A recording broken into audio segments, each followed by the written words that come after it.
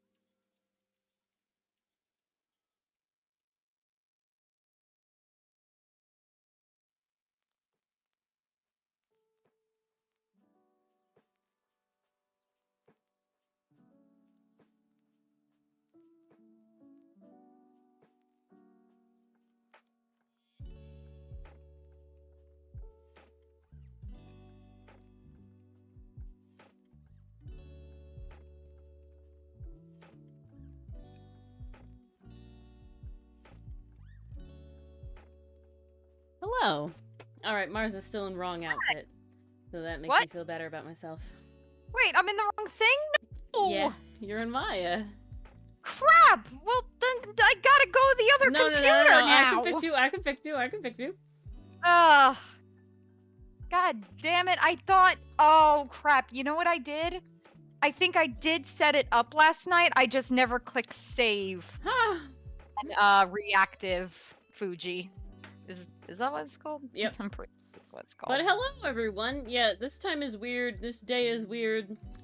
Yes, it's very strange. All things are weird.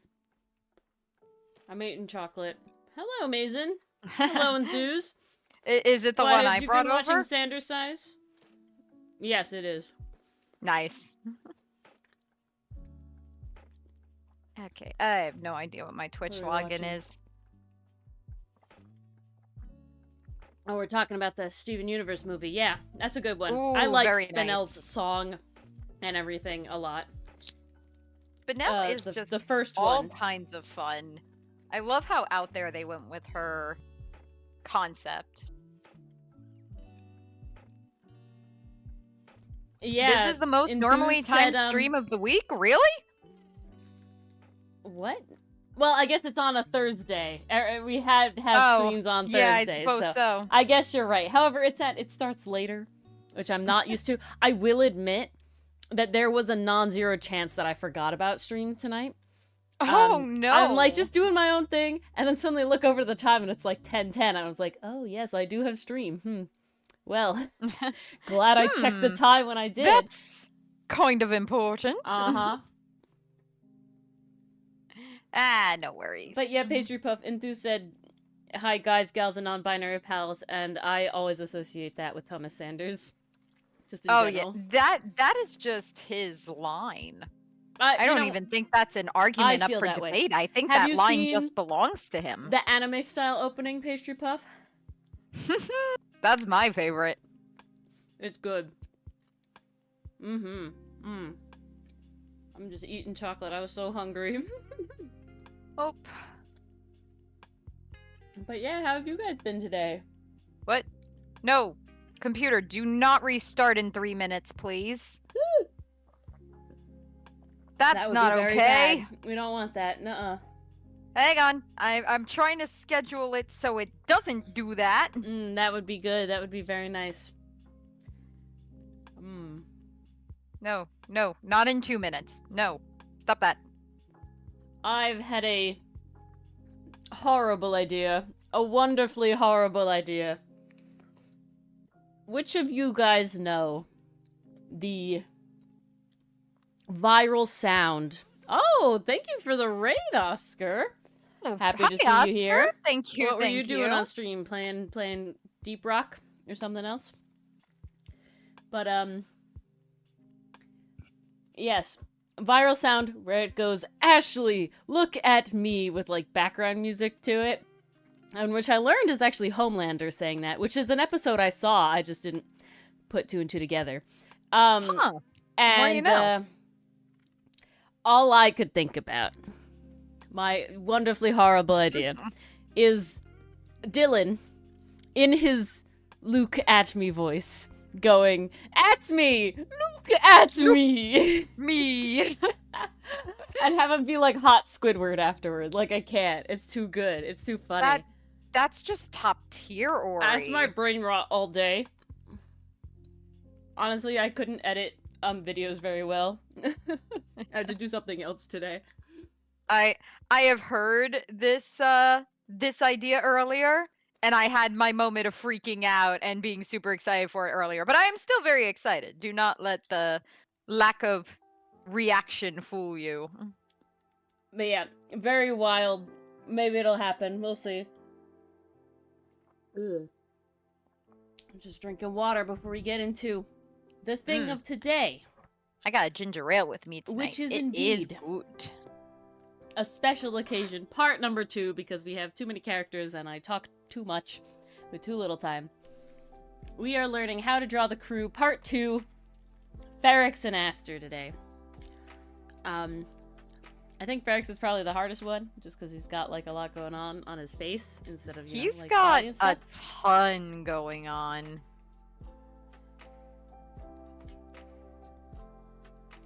Yeah, it's really funny you mentioned that, Pastry Puff. 2 things. One is Mara didn't get it.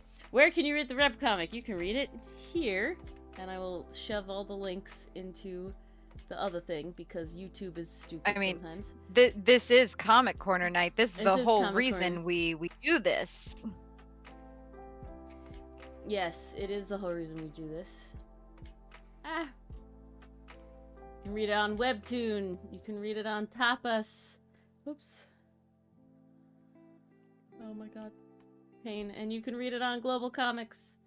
Yes, whichever website it's also suits in the your description fancy. of the stream, every Comic Corner. It's in the description of the stream. So you can also read it there. You can also find it on Ori's Instagram. You can Yeah, it's just It behind. is being slowly released over there. Very slowly, but you do get episodes, like, they're not full episodes. You get, like, a post or two, like, every other day. We were working with Kanshiro-san, a curious guy. Oh, thank you, Mason. It's very good. I'm not biased. You know, you can. We're I'm totally a trustworthy, unbiased source. Biased at all. Yes. Not biased at all. It's it's just really good. Nobody can deny. Also. I think that's just an objective fact at this point. I lost where it was. Also, I was interviewed. Now, the interview actually occurred, like, multiple months back, so it's very old mathematically. But I was interviewed by two of the people that make the actual play D&D podcast called Unbalanced Encounters Rally, and other side things with, actual play. Hello, Tomato! Welcome. Excuse me. I'm too excited Tomato! Today.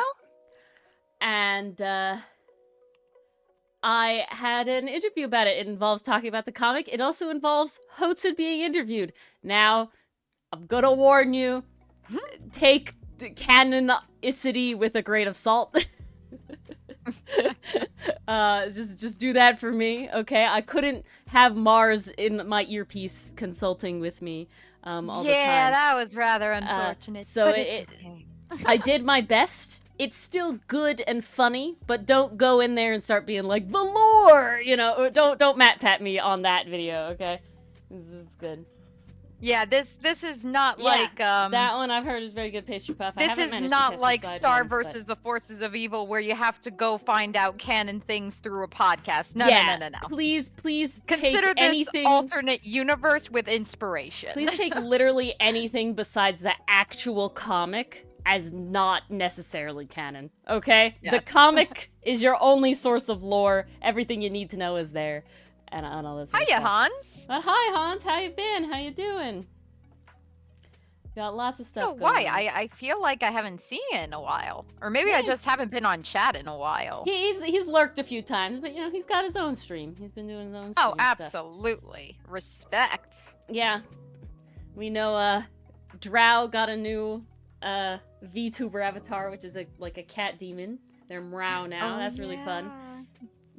And I asked Hans, for no reason whatsoever, what animal he would be, and it's a rabbit. So. Oh, I like it. No reason at all. Oh, they're going through a whole rebrand. They're going full furry, Hans. I didn't realize that. I thought it was just like a fun little side thing. Ooh, okay. That's fun. That's wild. That's exciting. I remember we didn't do a rebrand, but we did do an update, and even that was just like, ooh, look at us growing. It definitely got an update. I mean, it wasn't a rebrand. There was no, like, tea and everything. It's okay, Dichotomy. No worries, You're Dichotomy. watching a really good movie, okay? It is a good movie. And we support.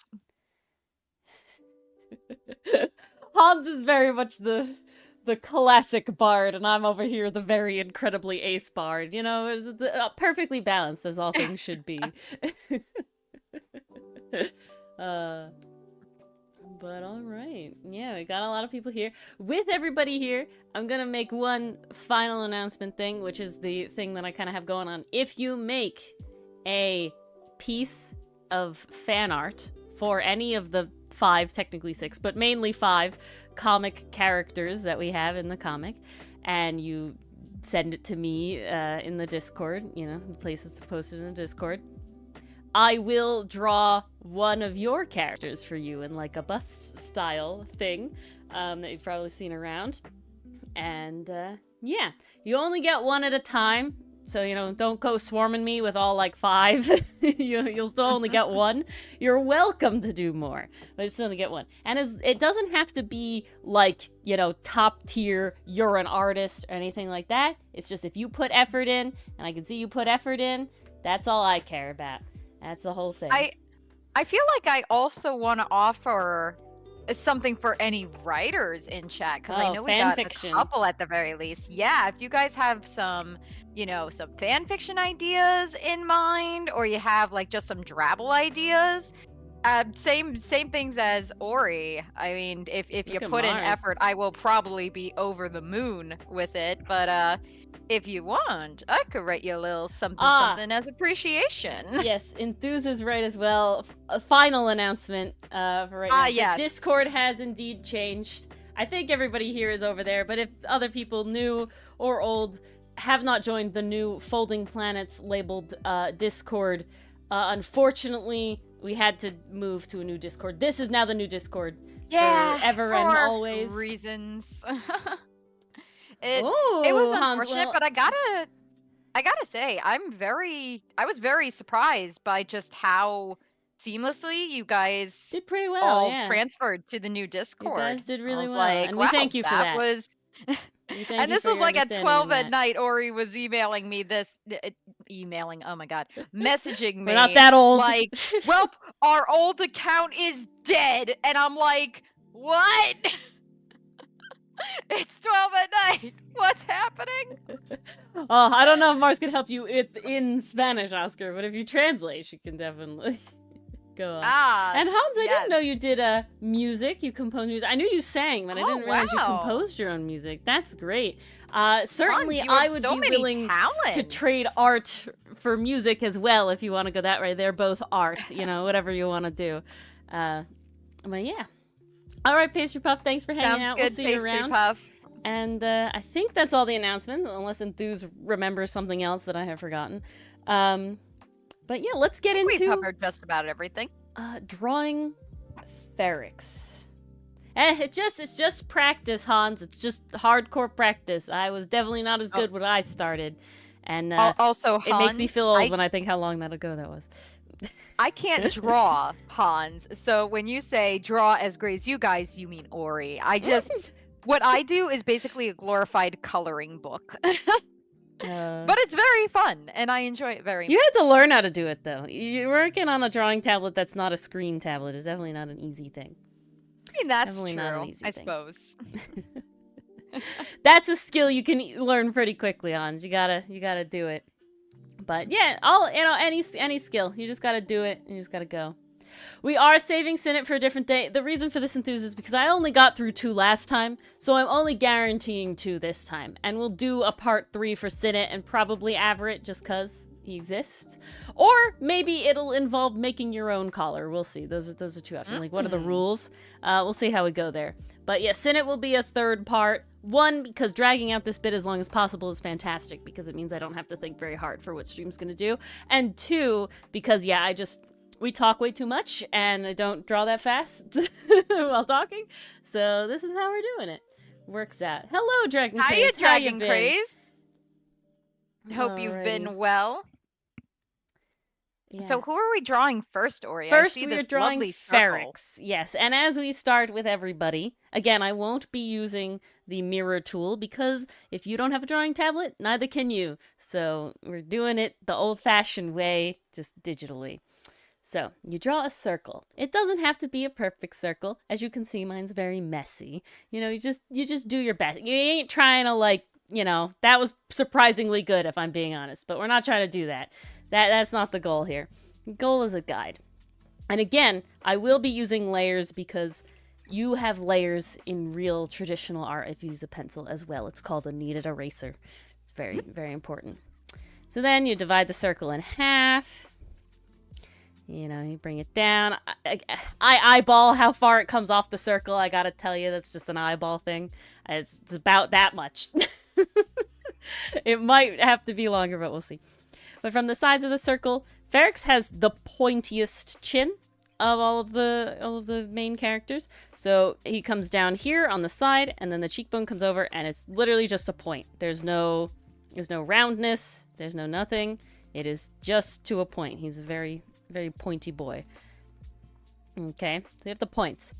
Now, normally we draw the ears like this on the sides here. Now, Ferrex doesn't have normal ears like this. However, as guidelines, I do like to draw them in. Why is this? Because collars are meant to be slightly more anatomically viable than just sticking animal ears on people or sticking tails and legs on people, right? They're supposed to be a little more like in the realm of kind of magic possibility, but not like full magic, like realistic as we could get, right? And so with that means that we wouldn't want to move all of the ear canal related stuff, have to move it through our skull at the top of our head. That is just very weird, just evolutionarily, it would be very difficult. So instead, we keep it there and we drag his ears down to the side. So I usually draw these little circles up on his head to kind of divide where the ears are gonna go. And then they kind of come off on a little angle here, kind of 45 degrees. They come out. And then they kind of have this flat bit that kind of comes down. It's not fully perpendicular to that line. It comes further down, and then it curves in. So you get this sort of like trapezoidal shape. And yeah, go on, Dragon Craze. And then it kind of curves back out to encompass the part of the ear where the ear would be on a human. Okay, so see how it comes all the way down like it would on a human. And then you sort of take from the point top there, you drag it down to, 2/3 of the circle, and you collect it like that. That's one ear. And that's how we copy it on the other side. You just kind of a 45-degree angle. You want to try and line them up so you can do like a little line here like that to try and make them roughly the same. Because again, guidelines very helpful. And these we can erase later. I'm going to bring it down like that. And there you go. There's his ears. Ta-da! No, it didn't. Dragon Craze, sometimes if it's too long, Twitch eats it. I don't know why. Oh, man. And sometimes if it's too long, Twitch eats it. So I had no idea it does that. Oh yeah, if your message is we're talking like really long. I mean, like it has to be pretty long. But if you're trying to write a lot, you have to cut it up and send it. YouTube at least like tells you. Oh, there you go. There it is. See, yeah. Cutting it up. Cutting it up. Very nice. Excuse me. That's smart. And then, so, yeah, we have him. We bring his neck. His neck is kind of, in between his cheekbones and his chin. Gonna give a little neck there. Again, the shoulders come out like that. He's got relatively broad shoulders. He's a climbing boy, so he's gonna have some upper body strength. Like that, but he's also very thick on the bottom because he has a lot of jumping ability as well. So he's got a lot of muscles. And you can bring the collarbone in here like that. It comes from the top of the shoulders into the middle. I like my little necklines. All right, and there's the base. So that's what I would first use my kneaded eraser on. So we're gonna lighten that up a lot and move on to the next layer, which is hair. Which is honestly really funny. When we get to Ferrex and Aster's hair, they are the most similar of the hairs. Okay, the two hairs, theirs are the most similar. There are some subtle differences.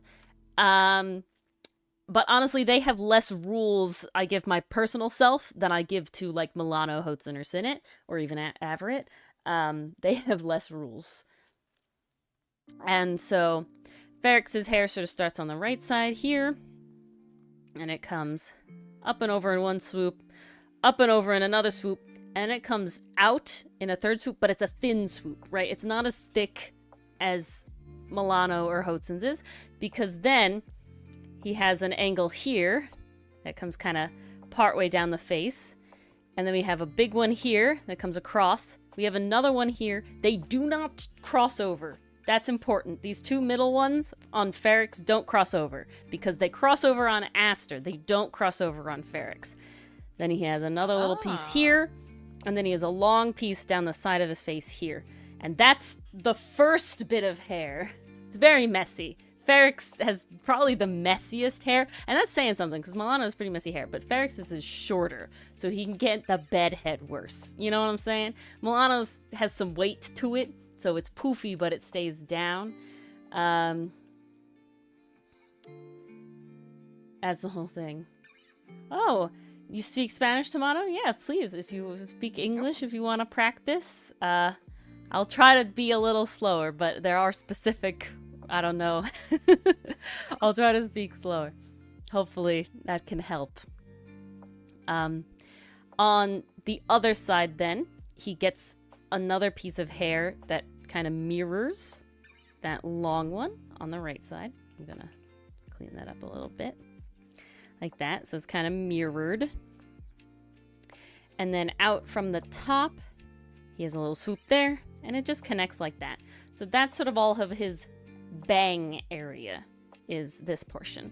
Then his two little ahoge come out of his thing. Ahoge is the Japanese word for the hair antenna, which is a thing I highly enjoy. I even gave it to an old balding man. That's how much I enjoy my ahoge.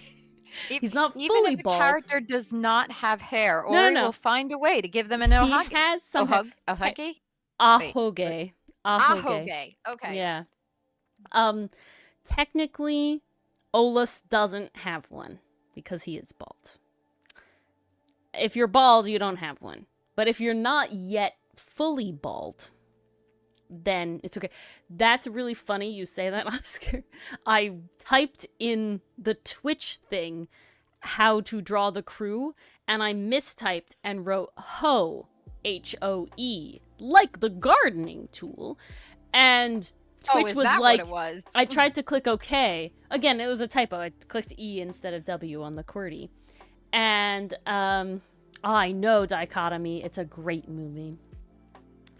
And I tried to click like save to update the information, and Twitch is like, these words don't adhere to our guidelines, and I'm like, what?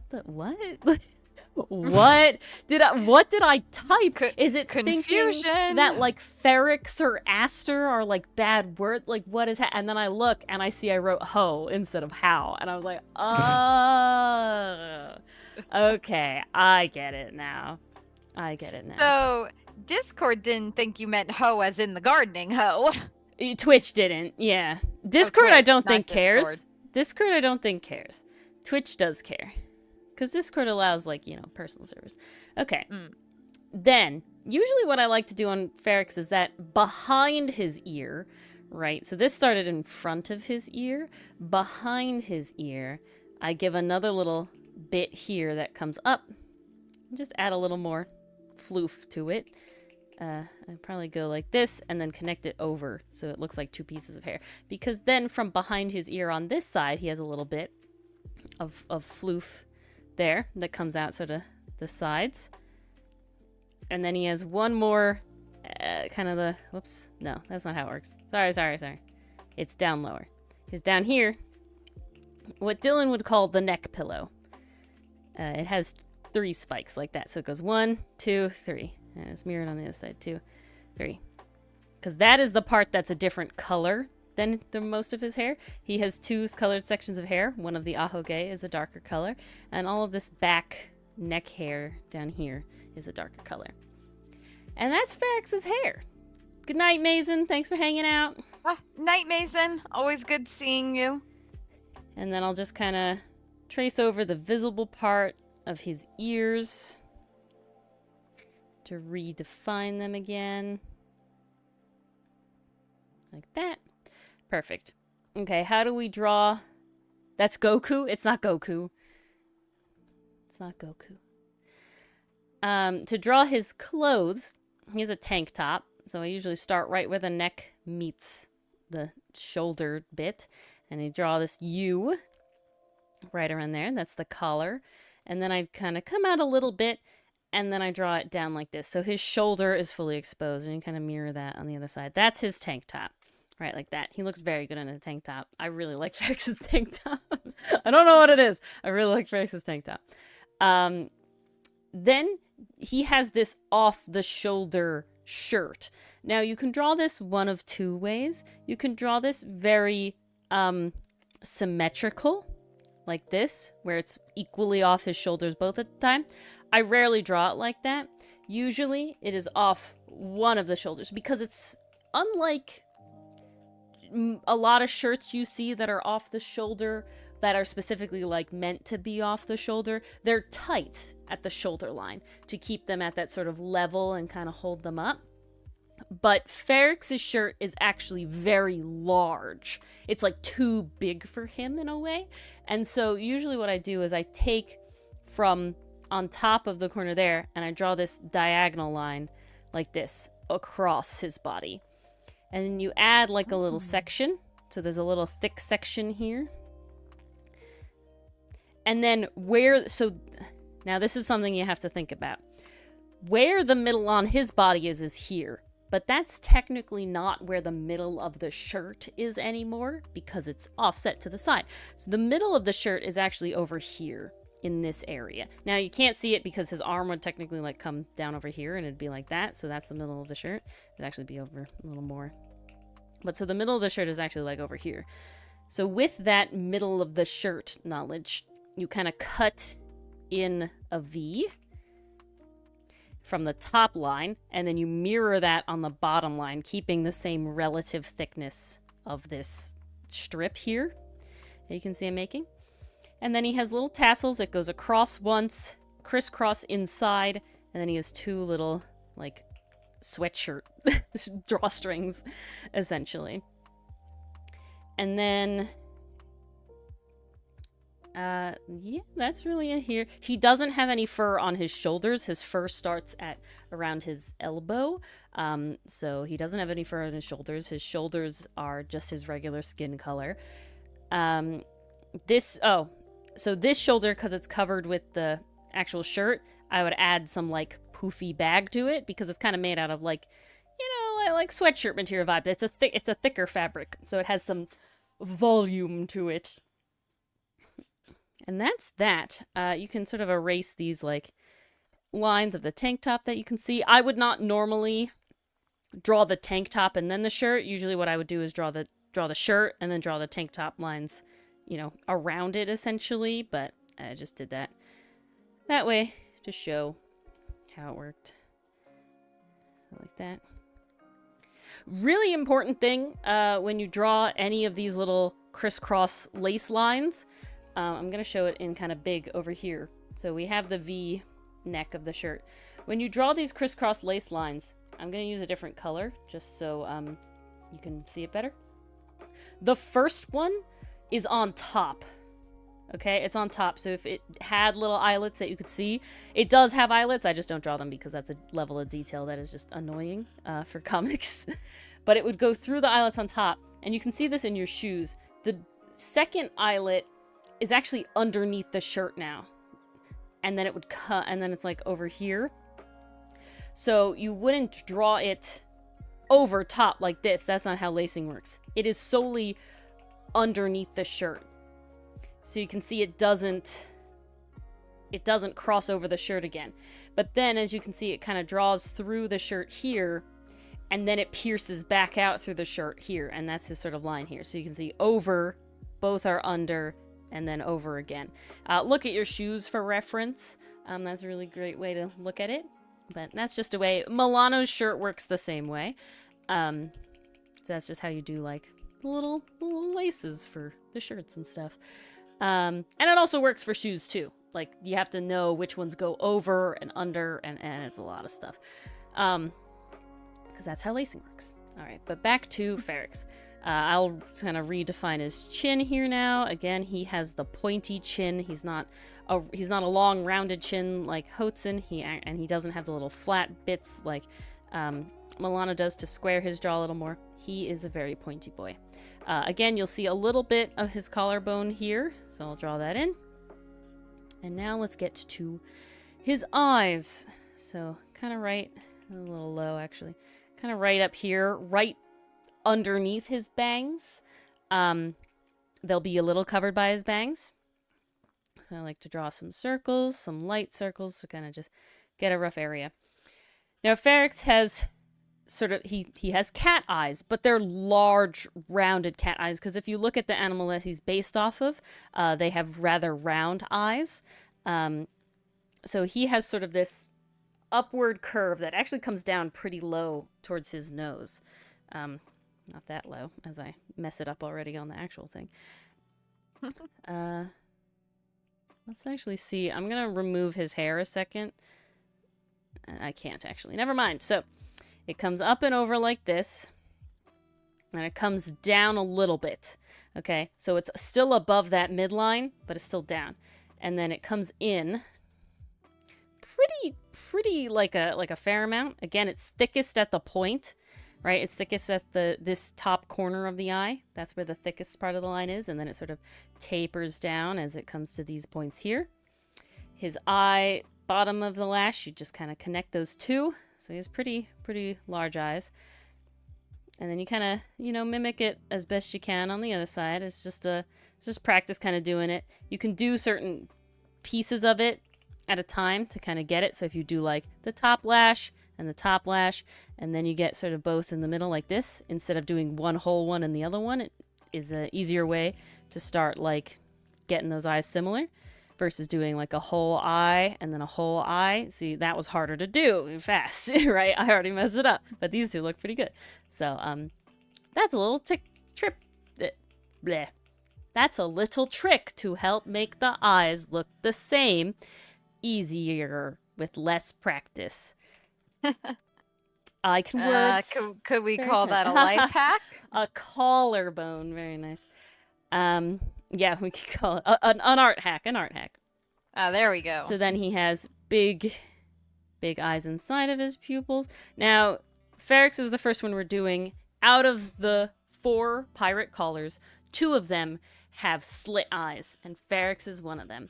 So usually when I draw the collar eyes, you can see when I draw any eyes, I draw this like circle in here, and then I sort of cut it as a line for the shadow, and I sort of shade that in. That's how I do black and white. Ferrex has slit eyes. So what I actually do, and this is the way I find it easiest, so I sort of mark out where that shadow is going to be, and then I draw a line down through the middle of the eye. Now, his eye is not that slitted, normally, maybe if he's angry or something. But then from there, I draw this kind of like pointed shape from it.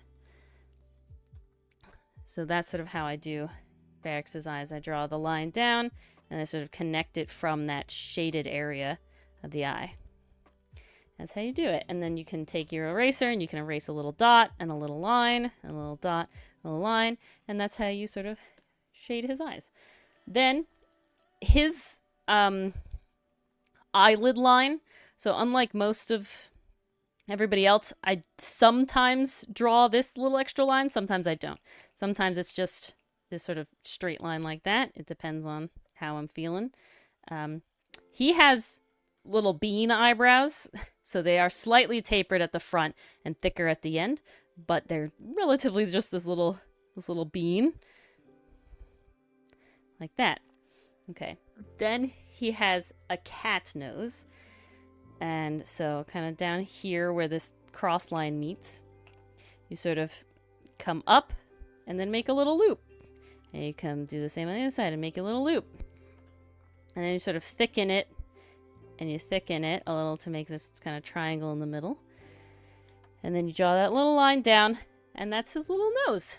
I then give him these 2 little kind of creases. Usually 1 when he's not angry, 2, and then some kind of like eye things when he's snarling. But one like that to give his little snoot, right? It gives a little illusion of a snoot. And then you give him a little smile, kind of upturn at the corners of the mouth.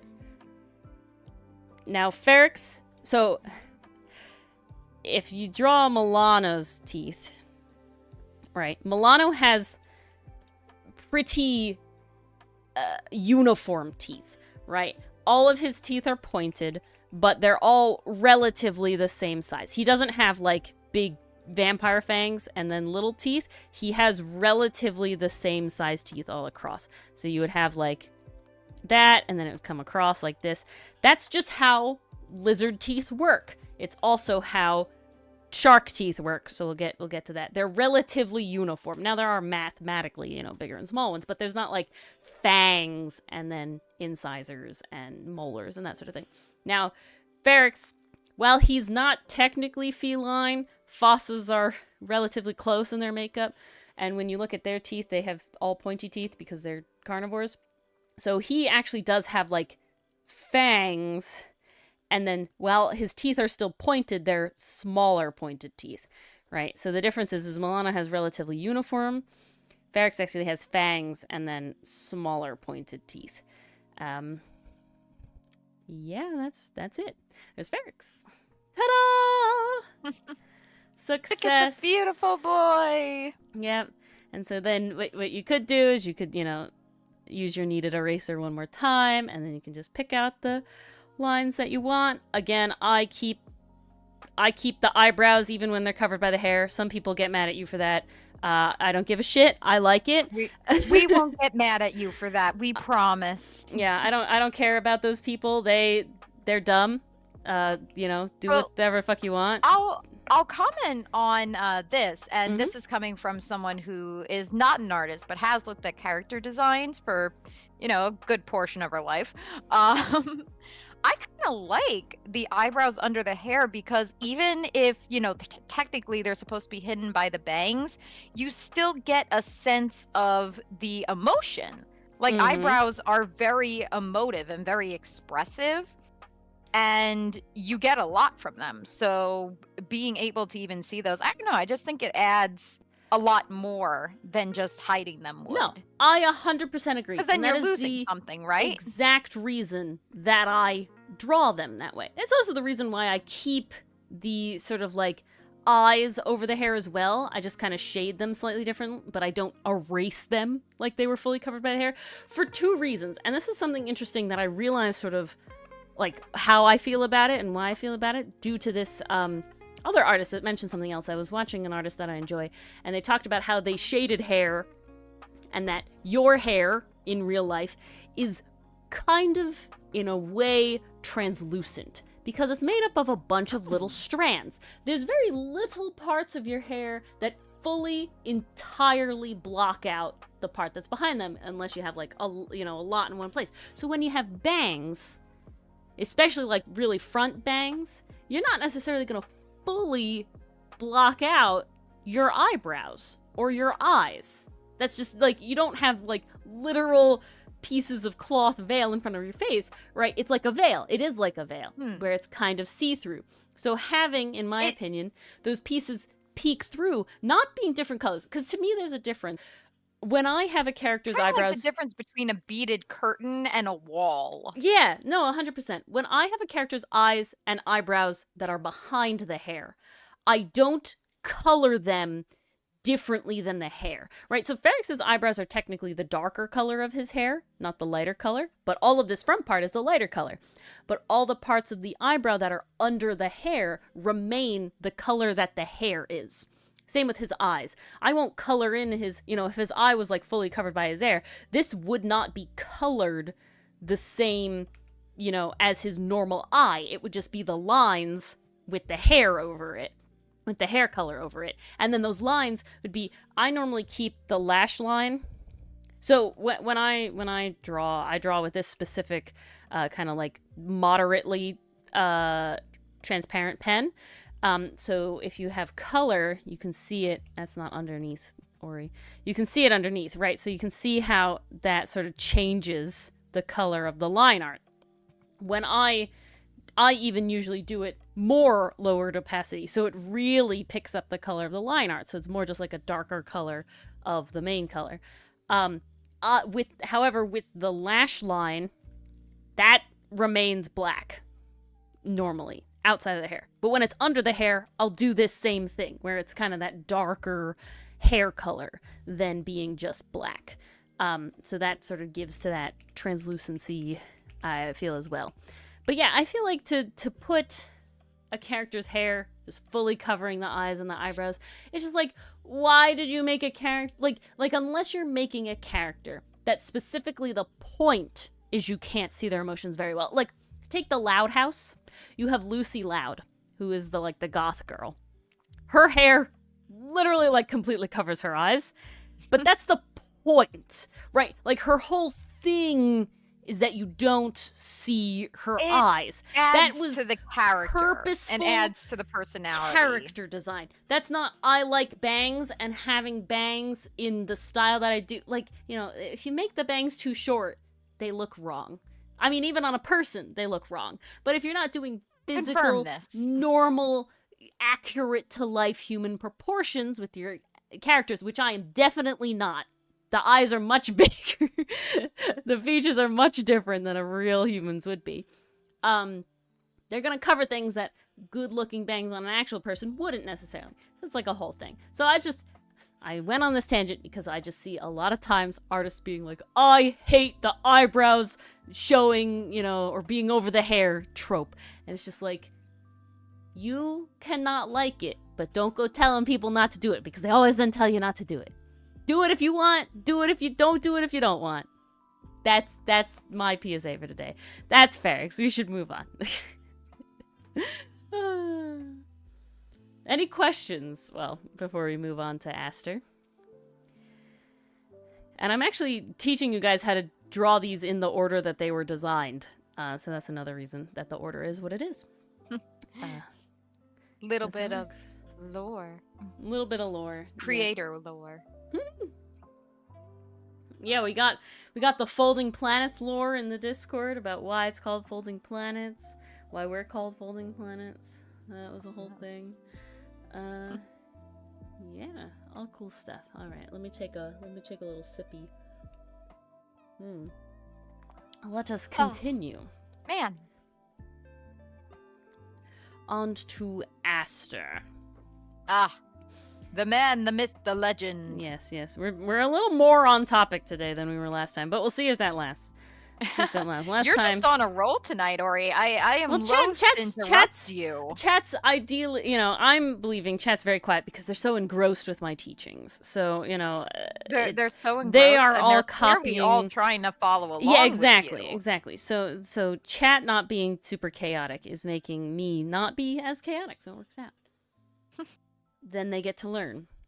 So I again, also finally logged into Twitch on the new computer, so I can reply to people now. Yay! Beautiful. Yay. All right. You start with a circle again. That's where all good things come from. Circles. You divide that circle down the line. I don't know what this voice is now, but it is what this voice is. It's soothing. Yes, we're soothing ASMR art hour now. Aster has the squarest of all the caller faces, so he sort of has his face come down, slightly tapered in, not super tapered in. And then he comes across. I drew this line too long, and you'll notice how I know that in a second. You have this part come down, and then he has the widest chin. That's still too wide, though.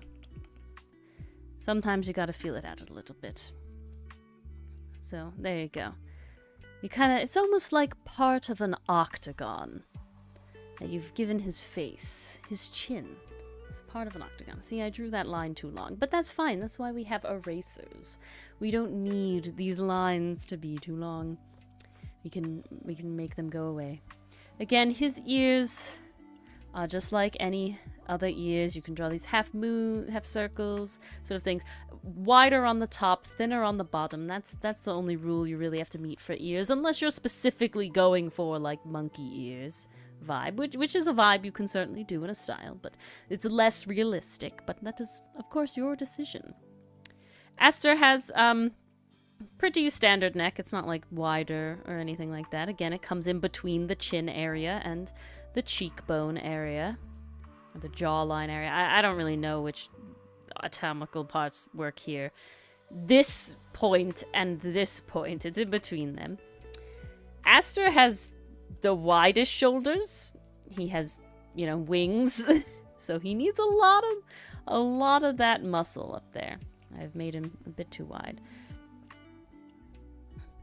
Sometimes it's weird to draw them with like out their body, and it's like, now you're too wide, and I didn't mean that. But all right, there we go. I'm gonna center him. This is me. I'm gonna center him better. But that's really it for the beginning of Aster. He, again, Ferrex is the only one that has the most facial sort of collar things.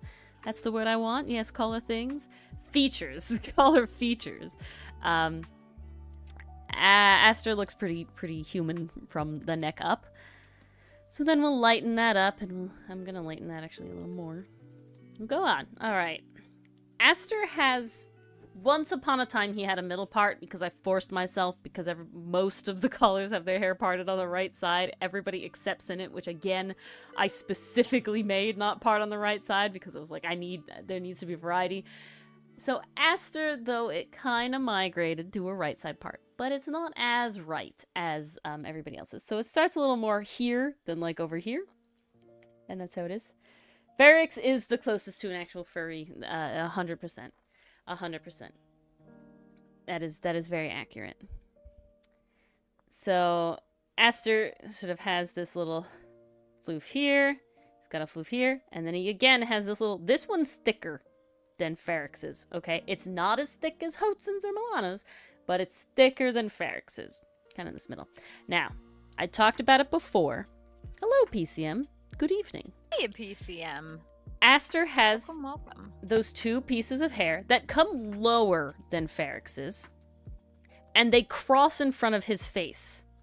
Okay? See how you make these sort of two half-moon banana things, and one crosses over the other. And now this is just the thing technical term that I draw. This is just how I draw it. I always draw the left on top of the right. I would say it doesn't matter to his design. It would move around, mathematically. So if you draw it the wrong way, who cares? It doesn't matter. That's just my handedness. Okay? Then he has a little piece there, and then another piece that kind of comes into it here. So very short. He has kind of pieces here, and another long piece there. So he has more little hair pieces than Ferrex does. He again has these long ones on the side here, kind of rounded out. He has another little floop there on the side, and he has his two little hair antenna ahoge. This is very, very thick, so I'm just gonna clean it up a little, erase there, try to even it out so they're about the same length. Great.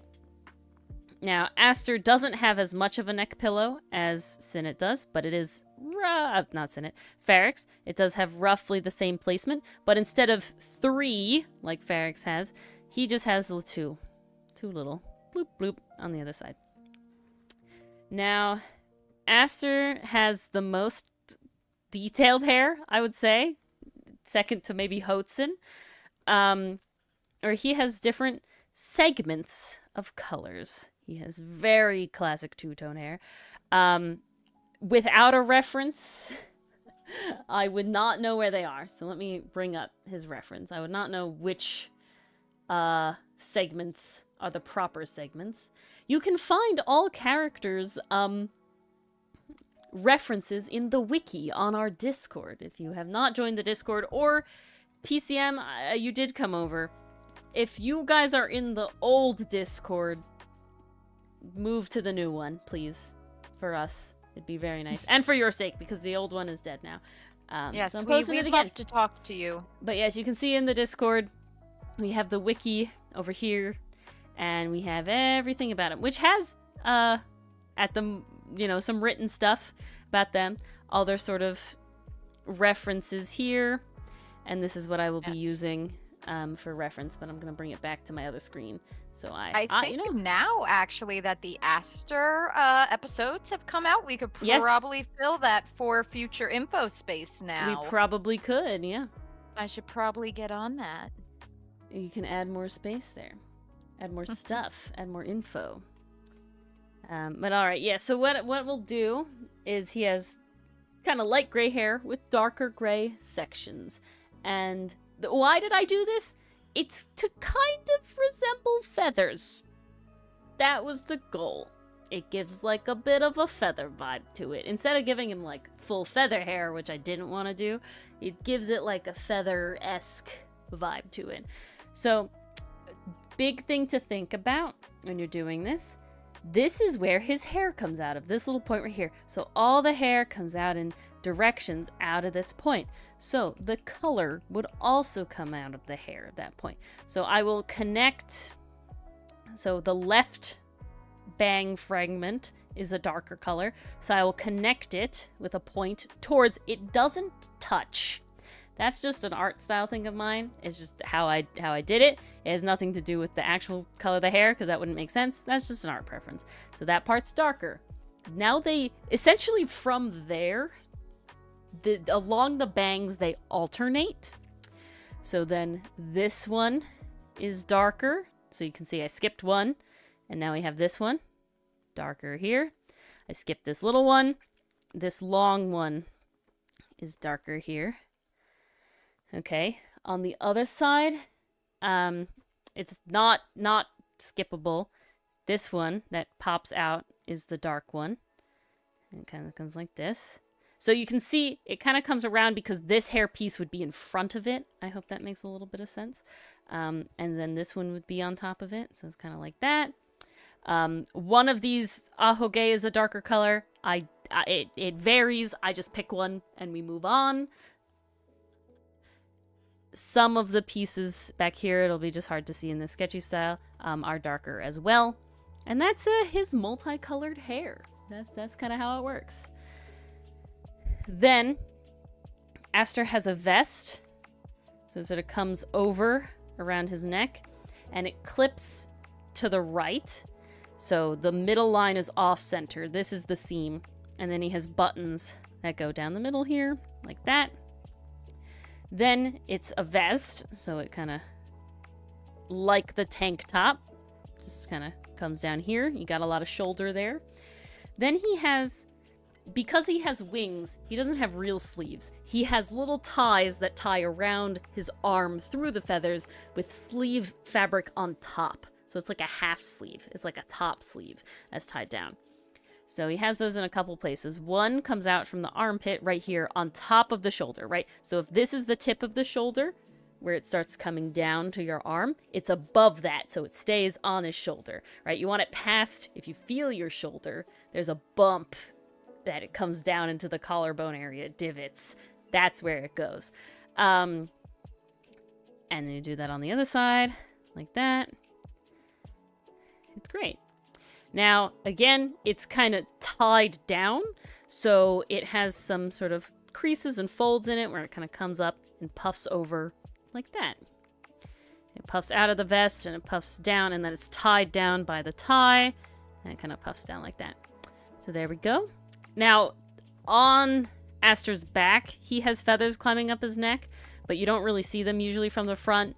If you want to have some, you can certainly tastefully do that. But I usually don't draw them, mostly also because that's more effort on a comic standpoint. And if I don't have to draw them all the time, it's just easier. But yeah, alrighty. I will kind of iron out his chin a little more here. Like that. And now we move on to his eyes. Nope. So again, his eyes are kind of a little higher because he's older. So his eyes are like under his bangs. They're like that. Oh my god, that one was too big. There we are, rough circles. So Aster's eyes are closest to Milano's eyes, but the big difference you have to sort of see in them is Milano's eyes slant up and then come down. And then they have those two little pieces. And again, thicker at the corner. And like this. So Milano's eyes have this slant here. Aster's eyes are flat across the top. With a little curve, but in the middle. So it's not just a straight line. That's kind of, I don't know. I didn't like that. So it has a slight curve in the middle.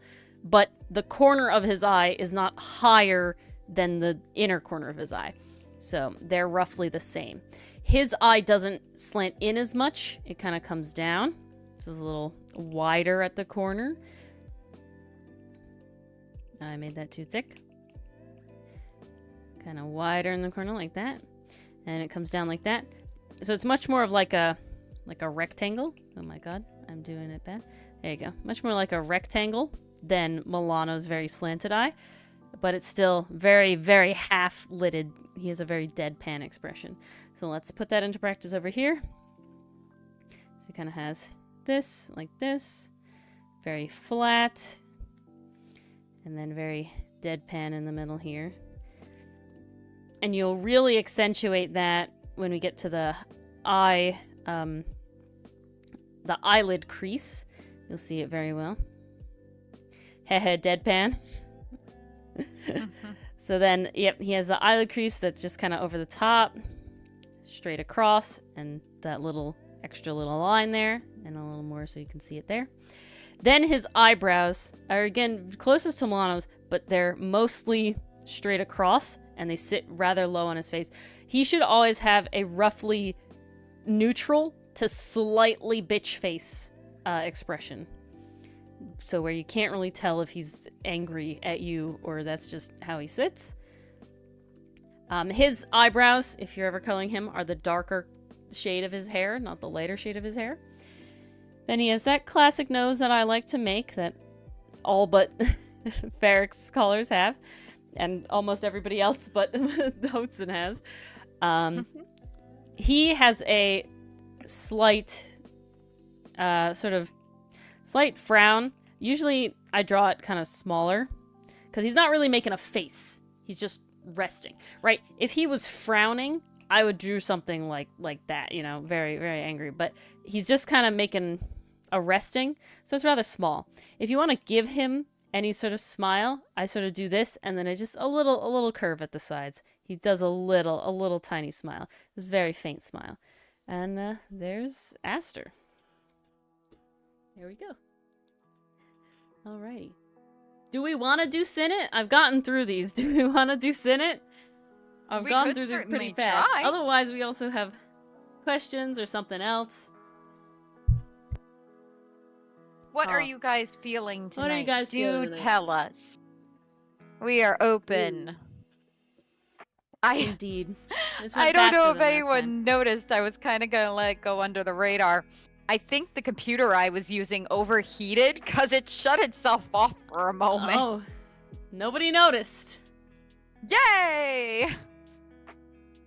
You don't think much? You just post this thing? You just post noop? You just noop around?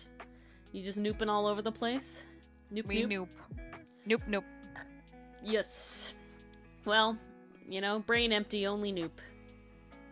You don't want to work anymore? That's valid. You can wait you another can't week wait another week? Oh, you can wait. That okay. says I can. That says I can. Okay, so that sounds like we'll save Senate? Now I sound like Marin. We'll save Senate? Alright. We want to just chat then? Or do you have anything else? Or is Han here? Do we want to do the sketch the Han piece I wanted to do? Oh, that's something. Because I can sketch with my brain and I can put on the mirror tool. We'll save these though. Somewhere. I don't know where. Nope, that's the wrong folder. Comic. I do that a lot. Don't we all? Doodles? Ugh. I tried working on the comic tonight, but I can't for some reason. Aster. It's just not happening for me. I'm trying to find some other way to I be had productive. a really off day today. I did half of the editing work that I was supposed to, video editing work I was supposed to do, and then I was just not feeling it. And I was technically productive in the end. I have to cut up the comic to look to be ready for Instagram, and I was really behind because technically I missed a day and then I missed another day, so I was like, okay, I just have to do this. It's one of those very arduous clerical tasks, you know, there's not a lot of thought. There's more thought than mindless tasks, but there's not enough thought to be like I'm actually doing something, and it's more just like arduous. So it's definitely one of those things that is like, I dislike doing that part of the comic, like actively. But I know I should and have to, because it's better exposure on like Instagram than it is inherently on Webtoon all the time. So it's like a whole math problem. It's a lot of work. It's a lot of stuff. That is rough. Specifically for a facial expression. Yes, I definitely do have one that I am very always proud of, which it's funny that you mentioned that because I literally just opened the comic to do something else. But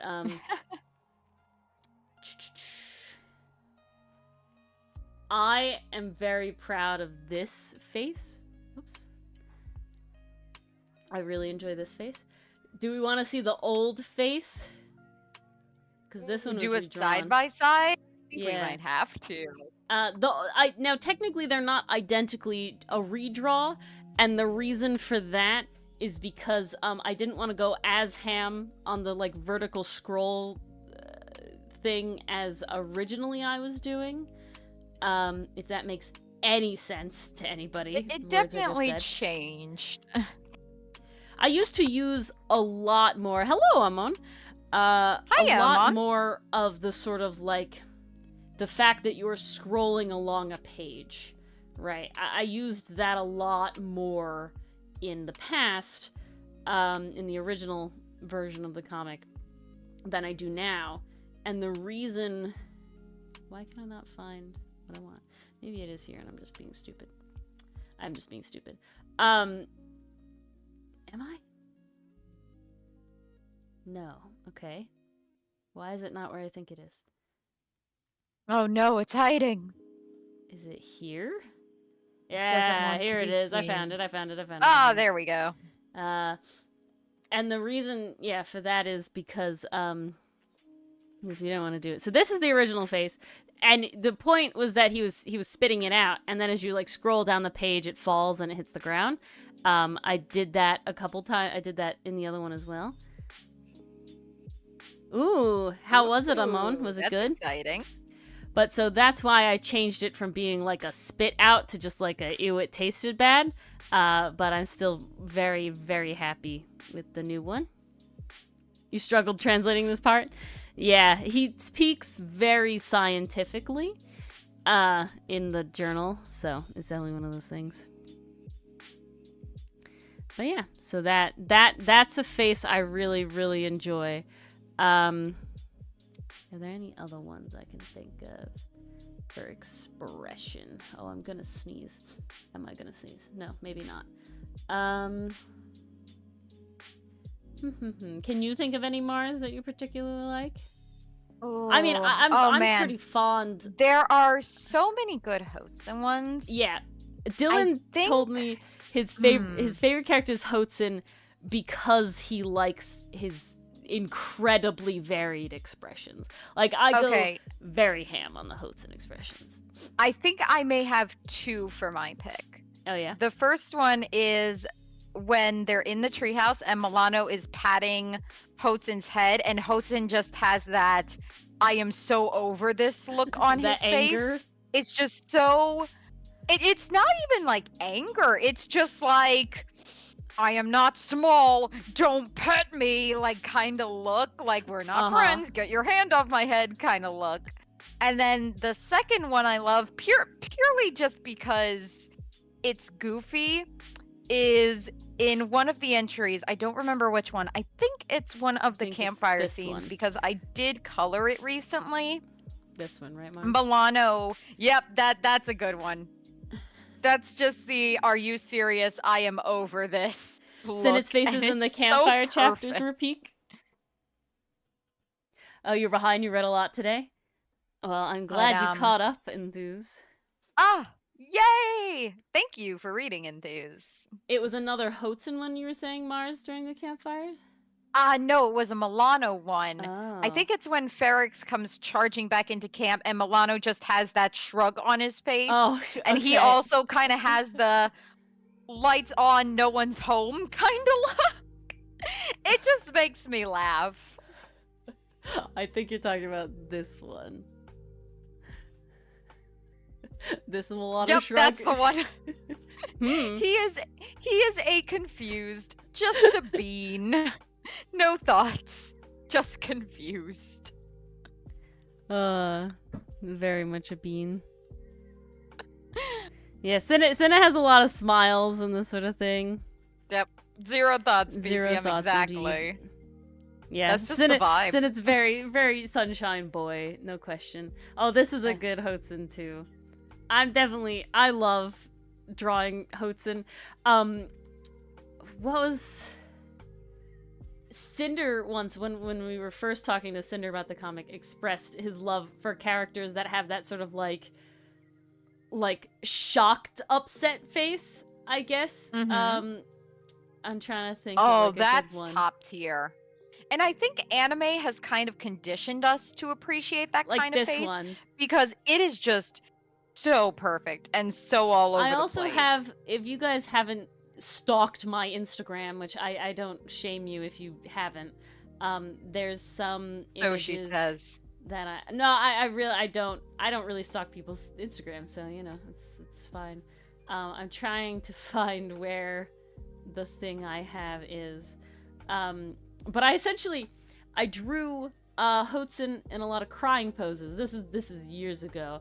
They're specifically, here it is. They're specifically based off one of my comic inspirations, Cast Off. They have a character named Vector, and he cries a lot in the beginning, especially. And so I did kind of, these are from 2021.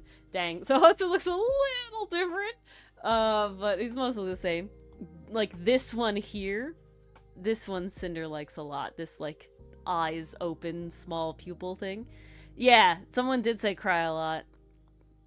But so these were modeled after her character, Vector, a bunch of my favorite like crying poses of him, because apparently I make Hotsun cry a lot. I have not drawn any of the other characters crying, which is funny. I have made a sketch of Sinnit crying, and I think he is crying in that one entry you're coloring, is he not? I think so. I think he is. So I have drawn Sinnit crying now, but that's it. I don't know if we'll ever... I probably will never finish this little doodle I was doing. I'm trying to find it. It has a little Cinder. It has a little Sinnit backstory in it, but I don't think anyone would really know if I can find it in the next couple seconds. Otherwise, you won't get to see it. La la la. No. It's none of those. And nope, can't find it. You guys don't get it. Damn. Sorry. It's not there. Extras, maybe? Nope. Nope. Not there. Don't know where it is. Oh, it's okay. Yep. Yeah, it was like a Sinnit backstory stuff, but that is it. That is all that. I guess I'll line the comic then, though. If we're just chilling here. Yeah, We're kind of hanging, guys. I have always more to do. Oh. Yeah, you can ask more questions. Yeah. Could be about drawing, writing, Life. life. You know, we got great life advice. I don't know about that, but I have lived, you know, and I'm still we have living. Definitely lived, you know. I can confirm that. Thank you, Enthuse. So the campfire scene is actually the first coloring I did of the comic that was after like a style revelation, I guess, in the way I color is. I essentially drew really quick doodles. Quick is in I didn't put as much effort into them as like a refined drawing of Hotsun as Vash the Stampede, because they have the same haircut. essentially. And I was like, oh yes, that means fan art. This is how it works. All my fan art this is means AU. 90% of my fan art is put the characters into a universe in somebody else's outfits. That's just how I draw fan art. And it looked so good. And I did it in this very, what I considered like messy shading way. And I pretty liked how it turned out. And Mars is like, damn, this is really good. And then I drew Milano and I did it the same way. And Dylan was like, this is the sexiest Milano I have seen. And I was like, all right, well, guess I will try. And then I was like, I'm not gonna color the comic with that style because it takes longer in a funky roundabout way. And a magical umbrella I'm on? Very nice. You're Mary Poppins now. That gives me Mary Poppins vibes. You fly around with it. But then the campfire scene came, and I was like, okay, the lighting is very specific underlighting here, and I wasn't really enjoying how cell shading was working with how I like to cell shade with that. So I was like, okay, I'll do it just for this scene. And then I was like, I like it too much. I'll never go back. And that's so the rest of the comic is shaded that way. This sort of softer, non-cell shaded way. And that is how I do art now. Yes, styles are weird. Styles are very weird. And then I had some style fun play, and I drew a really, really good Hotsun that will probably not happen again because I'm just not, one, used to it, and two, there was too much like this happening, so it was more like that was a fun style study, but to go back to it at this point is like not gonna happen. Maybe another comic, maybe when new characters happen we'll get better stuff like that, but that's the whole thing. To respond to Enthuse in the comments with your I'll say reflection on the campfire scene. The fact that you call it weirdly nostalgic and like midnight college friends laying on a hill, like, yes, that totally makes sense because what I was kind of envisioning, at least dialogue wise for that scene, like I'm imagining them kind of like all crowded around the campfire, and it's like these are people who have been together for a while, and then you have this new person. So, you know, sometimes you draw on your own experience at times, and you're like, okay, what's a situation I have been in where other people are close friends and I'm like the odd one out? RA nights. RA event nights in college. You find that group of friends and you're just like, you're on the outskirts kind of seeing, ooh, can I go in, or is that going to be awkward? So I find it so funny that you compare it to college, because I'm like, yep, that was definitely in my mind. It's extra funny when you compare it to college in the sense of that I went to essentially hippie lumberjack college. And at hippie lumberjack college, as part of my major, I have to go to hippie lumberjack summer camp college in the mountains, very far away from civilization. And every single night they had a fire pit, and I stayed up way too long existing at the fire pit with people. And so I had a literal fire pit at college that we hung around and did shit at, where we cooked mushrooms over it. They were all cleared by teachers, though, so we weren't gonna poison ourselves accidentally. But we, like, stole a massive, like, lobster pot from the commissary, and then, like, chopped up all these, like, not chop is a, well, no, chop, we all had knives. It was hippie like lumberjack chop school. Is the right word we here. all had knives, and then put many sticks of butter in it, and made just butter soup chicken of the woods. I mean, it was delicious. How could it not be? You know, it was absolutely fantastic. And then they're like handing out like cups that you're just like scooping out like butter chicken of the woods in, and it was great. It was top tier shit. Oh, you're making me hungry. I stayed so school, quote unquote, started at like, you had to wake up to eat breakfast before 8 o'clock, And you also had to go to eat breakfast because you had to make your own lunch. Like, there was, like, a sandwich station, and you had to make your lunch for the day. There was never lunch because you might have been out hiking in the woods or the swamps. So you had to make your own lunch to take with you. So you had to get up for breakfast. What makes a chicken of the woods? A mushroom makes a chicken of the woods. It's a mushroom. It's a mushroom, and the reason it's called chicken of the woods is because it literally actually feels and tastes like chicken. Like chicken?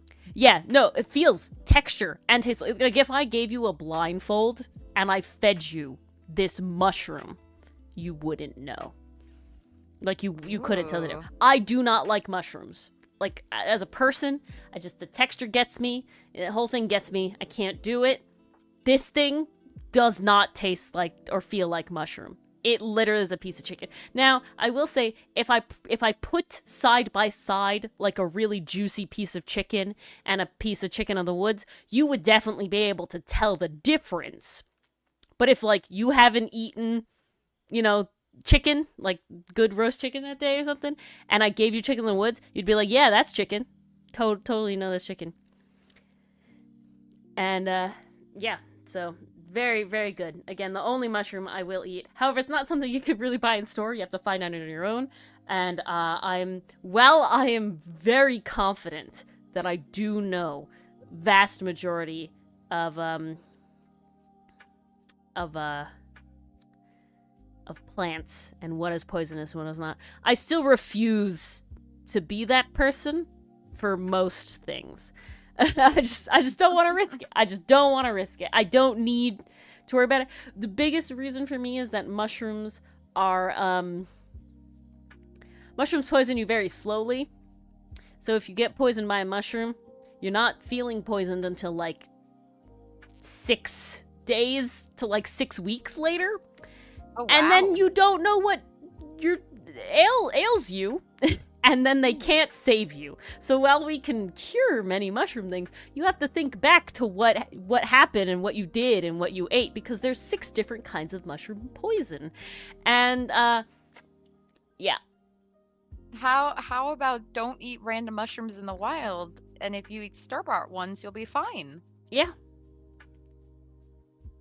Well, yes, Enthuse. This is very true. And as a very wise biology professor at my college would say, you can eat anything once, and he will try.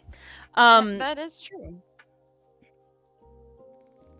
And if we're being completely honest, most poisonous things you can figure out a way to eat. Will it be good? No, not necessarily. But my favorite story that's a mushroom story is that there's a mushroom called the false morel. Now, while morel mushrooms are edible, false morels are poisonous. There is a place, I believe it is Greenland. I think it's a town in Greenland. I think it's a Greenland thing. Now, don't quote me on that, but there's a town in a very icy area, I believe it is Greenland, that the false morel is sold in stores as a delicacy. And my mycology professor, the mushroom professor, went and visited this place, and he's like, what the hell? Like, this is poisonous. Like, do they know that this, like, no, it says false morel. It doesn't say, like, it's a morel and they're wrong. He's like, what is this? He's asking about it. Turns out, for whatever reason, it's a delicacy because they found out that if they boil it 7 times in new water every time, it is no longer poisonous. But it's shoe leather at that point. I was like, okay, well, great. But it's one of those wild human things where it's like we would rather die of poison than die of starving to death without trying, And so it's like, oh, yes, we boiled it once. Todd died. Oh, we boiled it twice. Jolie died. Oh, we boiled it 3 times. Tom died. 7 times, and Steven didn't die. Well, guess it works. What else were we going to eat? I know where Jolie and Steven came from. Where did Todd come from? Technically the same relative place as Steven. Okay. How did I find this out? Through my mycology professor, my mushroom professor. He is the one who told the story. Trust me, guys. If Ori has taught me anything, you want to chuck to the mushroom professors. They got all the stories. This man is great. He's an Irishman who came over, and he lives in, he's an American citizen now, and he has a keyhole pupil. Now, it's not his actual pupil. He has a dark spot on his blue eyes, on his iris, that's like nearly black, and it makes his pupil look like a keyhole because it's the circle and then this little like line, like a trapezoid coming down. So he was epic as hell.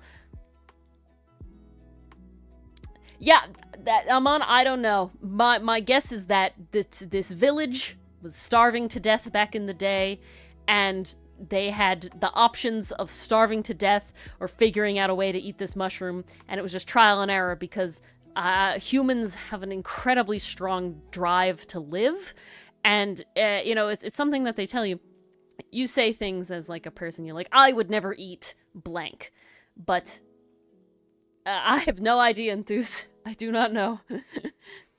But I would never eat blank. As a human, when you are actually starving, you will surprisingly eat a lot of things you never thought you would eat. Because your body is like, no, I would rather poison myself than starve to death. Like, I would rather try than starve to death. So it's very wild.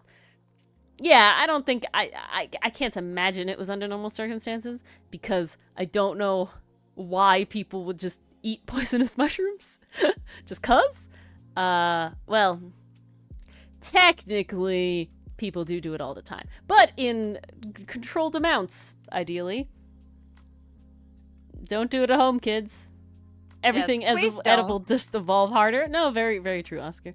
Everything is edible. Go hunting in the grocery store. That's better. No, we actually, where Mars and I live, have a surprising amount of edible wild mushrooms. However, something that, again, this mycology professor taught us is that there are two kinds of people in this world. There are pickers and kickers. And for whatever reason, people from the eastern side of the world, like kind of Asia and, like Africa and all these places, they eat a lot of foraged mushrooms. And what a problem occurs is that a lot of people, come to the West from those places where they're used to foraging, and they go foraging in like America and stuff, and they find mushrooms that are similar to the ones that they have, but are actually not poisonous. Exact. And unfortunately, originally when a lot of immigration happened, a lot of immigrants were dying because they attempted to forage in America and just poison themselves because they didn't actually pick what they thought they were picking. However, there are still a fair amount of edible mushrooms and other stuff in exactly Amon. Similar is not the same. Words to live by, Amon. And big one is the puffball mushroom. That's native to Northern America, which is literally the size of freaking heads. It's wild. They literally grow at our high school, Mars. in the I fall. believe it. Chicken of the woods is again native to our area and stuff like this.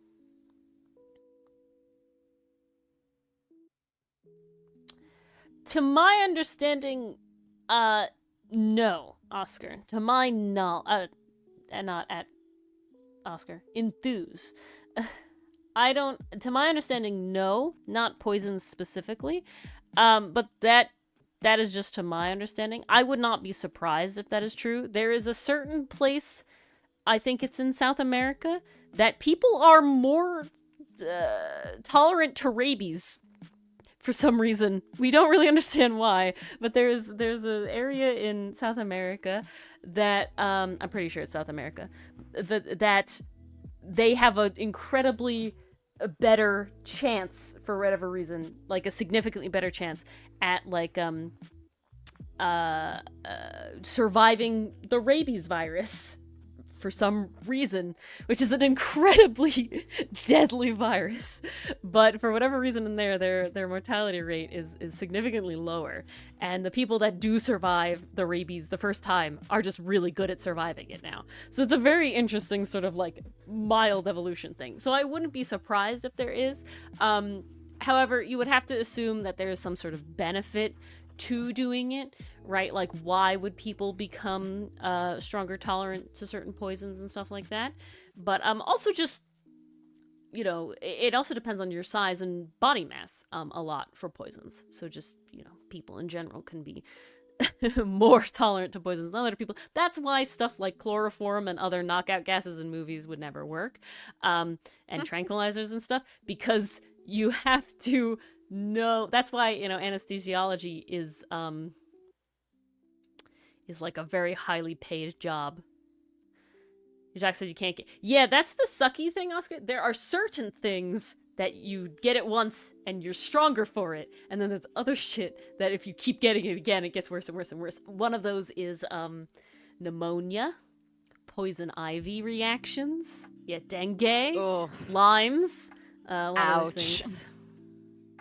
I get bad reactions to poison ivy. So painful. Well, there's a difference enthused to building up a tolerance to poisons, because I'm assuming you're specifically talking about the Princess Bride. My understanding is that it's a whole... Yes, we know you love limes. Where are we talking about limes? Oh, limes with a Y. Lyme's disease. Not that kind of lime. Oh, no. I'm like, no. You don't want that kind of lime, trust me. I wouldn't be surprised if you could build up a tolerance to certain poisons by doing it over again. Just like you can make yourself less allergic to things by, you know, introducing small portions to yourself all the time. There's stories about, you know, children who did that as they got older. They were allergic to peanut butter, but they would force themselves to, like, eat really, really tiny amounts of it, and they became, you know, no longer allergic to it. I mean, that's the whole point of getting, like, allergy shots, is literally exposing yourself to the allergen, forcing your body to be, like, learn and adapt and change. Lactose intolerance, like you said before, in a fair amount of cases, people do become more lactose intolerant as they get older because they stop drinking and eating as many dairy products and stuff. If you don't drink as much milk, or have as much lactose in your diet, you can become lactose intolerant. Some people are obviously born with it. Adults actually do. Exactly. I drink way too much milk, so I would hope that I'm pretty Ori good. is just immune forever. She will never get lactose intolerance because she constantly consumes milk. I have 2 glasses of milk a day and her more. blood is milk. Yeah, that's why my college friends were like, "Yes, you consume an entire cow a week, just in weight because of milk and meat." Whereas someone like me, my lactose intolerance is probably going to get even worse as I age. Yeah, because I already had it, so I didn't consume much dairy to begin with. People are born with it, and then it can just get worse from there. But beans... That's the genetics roulette for you. Beans are another one, where if you eat beans, you are not having, like, the flatulence and the stomach problems because your body actually, like, starts making more of the protein that is causing, the enzyme that helps digest beans, and, that is the whole thing. Yeah, no, 100% enthused. When I lived at college, I wasn't around dogs very much, and I'm allergic to dogs, and probably cats, and, most pets and stuff like that.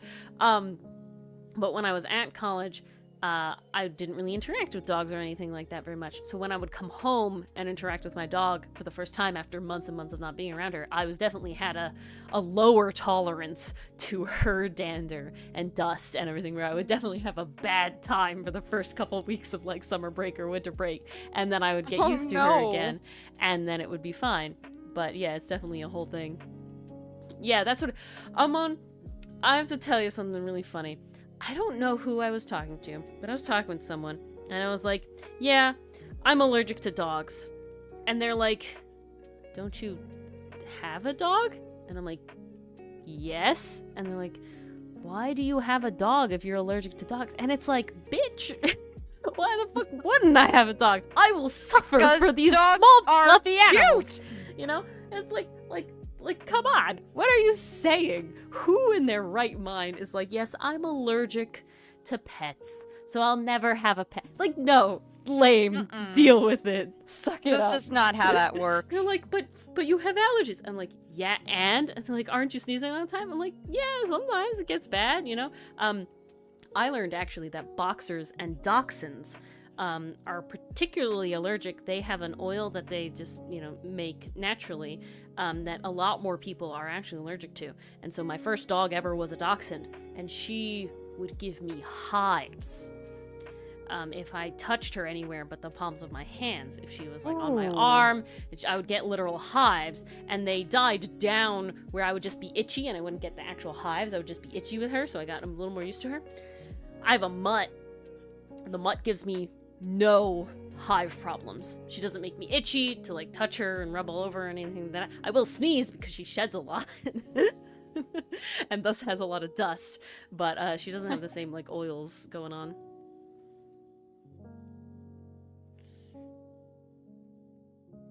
The mornings are definitely bad, Oscar. Fall sucks. We hate fall. Oh. I love fall, but Not the for allergies do not love me. Not for It the gets allergies. so bad. But that's okay. Yeah, I love dogs. I'm on. I don't know how. I I looked at this person. It's so much that I've blocked them out so much that like I don't even know who it was, and I don't want to, because if it's somebody that I know and I'm friends with, I don't want to think of them in that light that they would dare utter those words. I know that I definitely enthuse. It's funny. I definitely know that cats. They have studied that cats can be allergic to humans. I don't know why dogs couldn't be. It's just math. But who knows? Who knows? But yeah, we joke that my dog is allergic to just like my mom or something, because she'll like come by and she'll sneeze. Oh no, we joke she's allergic to Dylan, because Dylan will like, essentially Dylan like riles her up, right? Like he like pets her really hard and like really fast, and so he's probably throwing a lot of dust in the air. So immediately after he like stops petting her, she sneezes every time without fail. And so we joke that she's allergic to Dylan, but I think it's just he just kicks up a lot of dust in his pet style. You're allergic to people, PCM? I learned Dylan's allergic to grass. I mean, that is a common allergy. It's just wild to me.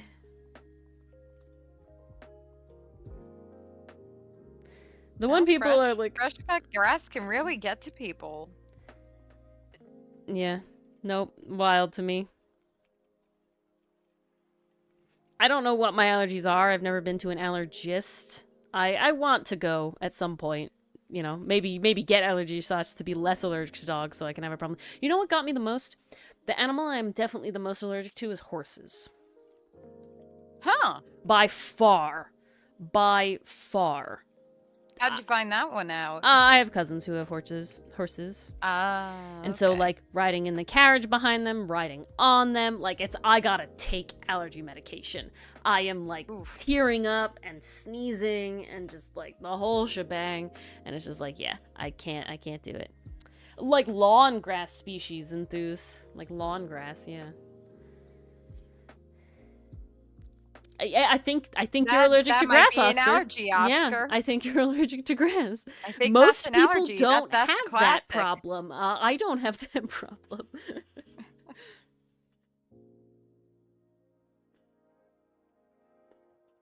A raven familiar, very nice. No, Oscar, not at all. Nope. Sorry, I think Oscar. You're allergic to grass.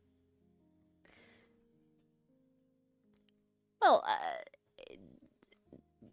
you're allergic to bananas, PCM? That's unfortunate. I learned... Ooh. Okay, I think I told chat this, but I'll tell it again since we're talking on allergies.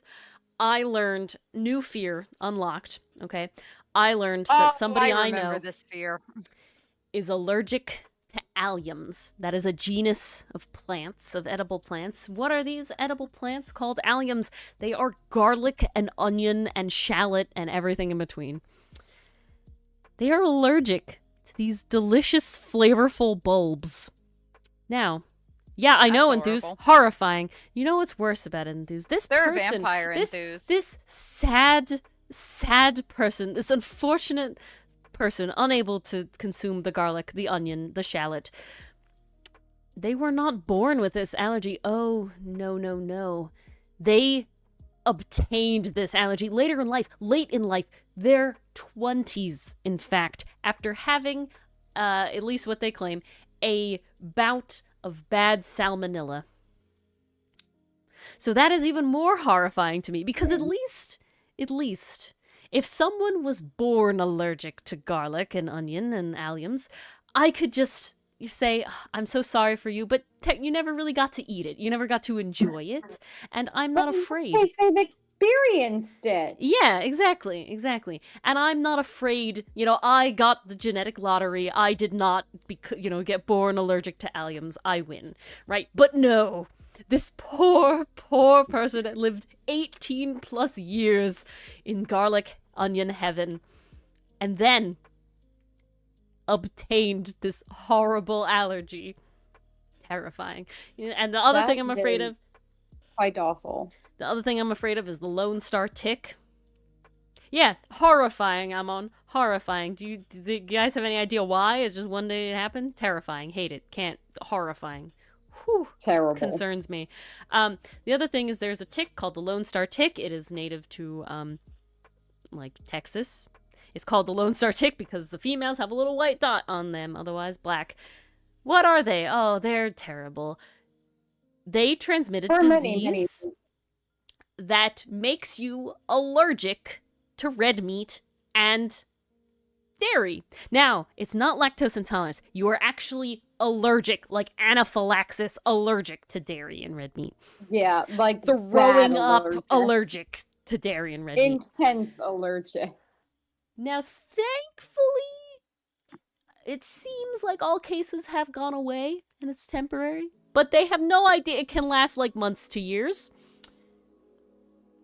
I would starve to death.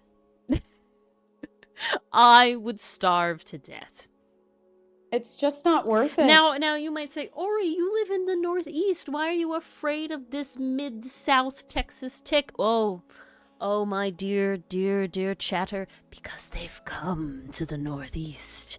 They have infiltrated our tick areas. Just don't go into the tall grass. They're not That's very all you common. Need to do. Yeah, if the grass is as high as a deer's belly, don't walk in it. Don't do it. Yeah. Lots of permethrin on your clothes. To go in grass as high as a deer's belly. Sometimes you're forced to cut it down or something, or I didn't want to, but I just had to weed. Oh. Stay away from the green. All green. Don't go outside. I've frightened you all. Never touch grass again. You might be allergic. Yes. It might have ticks. Who knows? Just don't touch grass and you'll be fine. Yeah, Ori says don't touch grass. See, guys, Johnum touched grass and he hasn't been back in over like 8 months. Look what it does to you. No. Gone, disappeared.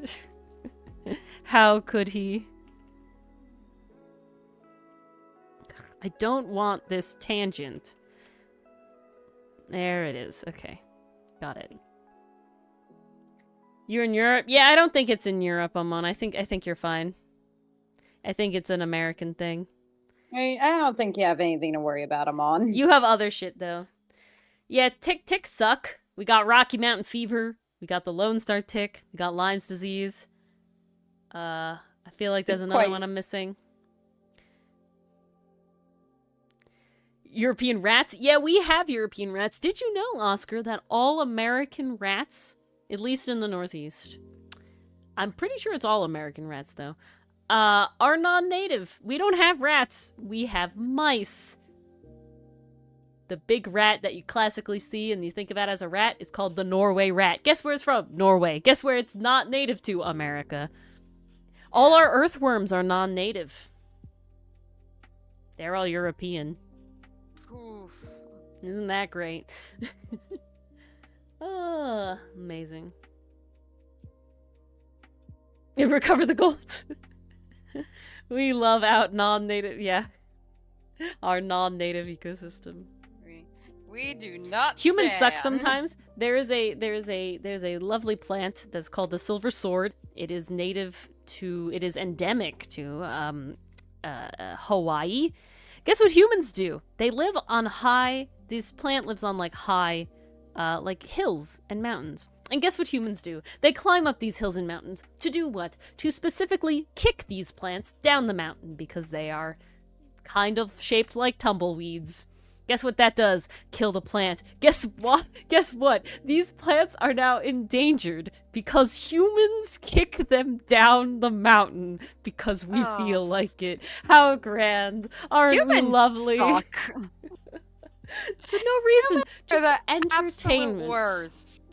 Yeah, terrible. Ugh, our stupid little monkey brains. Yeah, that's true, Oscar. Also, how we thought tomatoes were poisonous. I feel like Enthuse also likes this topic. Someone in chat likes this topic as well. How people used to think tomatoes were. Yes, the continent. I'm also talking about the continent 90% of the time. When I say American. I wish that like I feel like that's the general consensus. No. Because the problem is that you and I, Mars, are American from America, the United States of America. Now, honestly, I find that absolutely terrible because our continent, 2 of the continents, are also America. And I would like to also be able to call myself American in the much more broad general sense, but that we don't have another word. A USAer? Like, I don't know, like... Ew. What else do I call myself? That just doesn't sound right. It is. It's terrible. Speaking of things you could kick down hills, I don't know if Noop would roll. If you really wanted to and you had to be specific, you could do North American, but nobody in their right mind does that. I'm a You learned an America fact? Oh, like fact. You learned an America fact. Let's hear it. There you go. Fact is apparently a common way on this channel. We have mispronounced the word fact. Dylan said it on Ace Attorney. He said it the other day. UPS? Yeah, I'm UPS. Ian.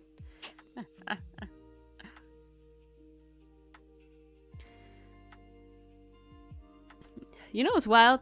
Also saying you're like a New Yorker is like, gives a specific area, not just being the state, you know? Like people associate that with like the city. You wouldn't call like a Syracuse person like a New Yorker. It's kind of weird.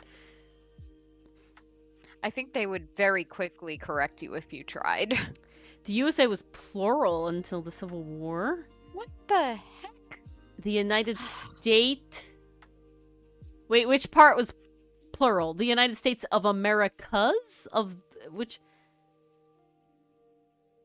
The United States are a country versus the United States is a... I see. Oh, okay. Oh, that's weird. It's that's the wild. grammar game. It's the grammar game. All right, blow my mind, Oscar. Blow it up to pieces, to smithereens. I mean, we're way past midnight brain at this point, so might as well. We don't need the brain anymore. It's too big, Amon. Earthling, that's too far.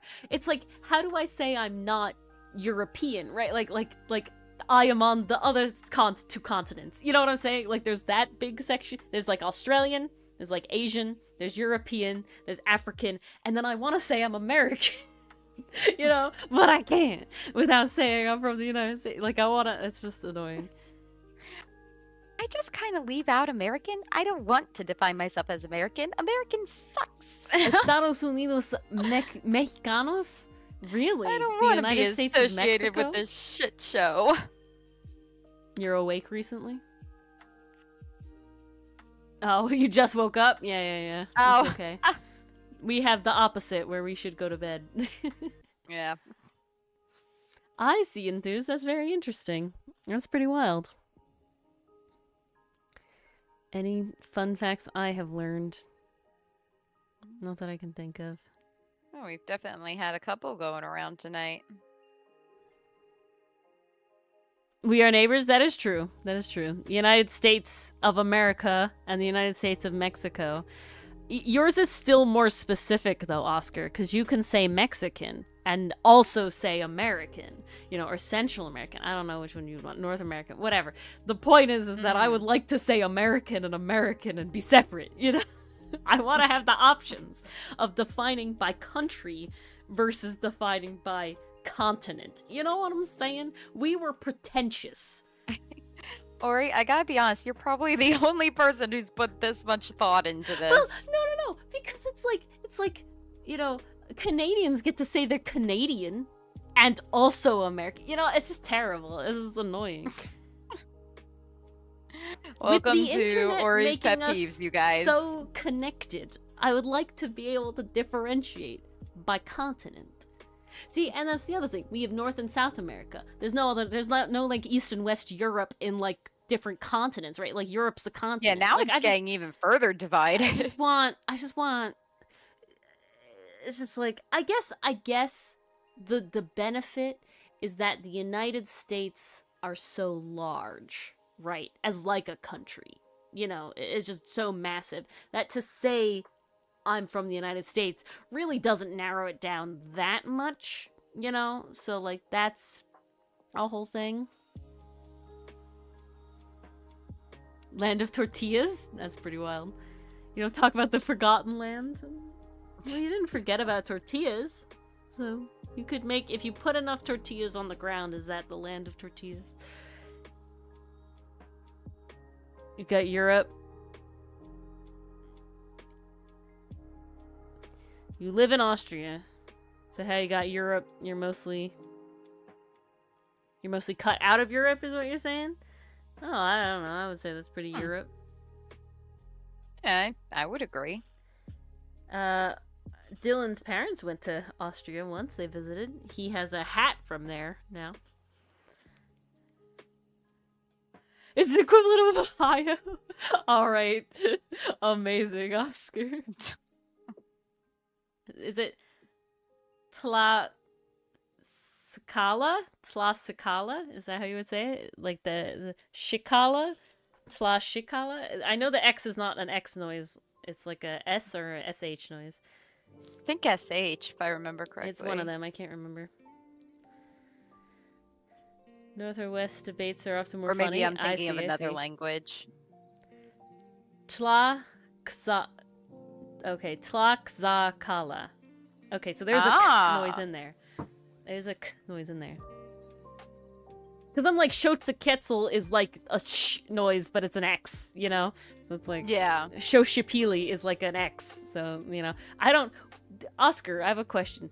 Are there rules for when the X makes the sh noise versus the kz noise?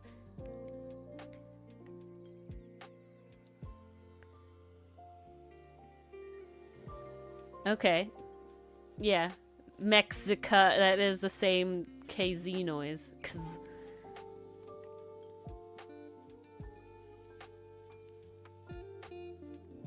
For Nahuatl phonetics there are?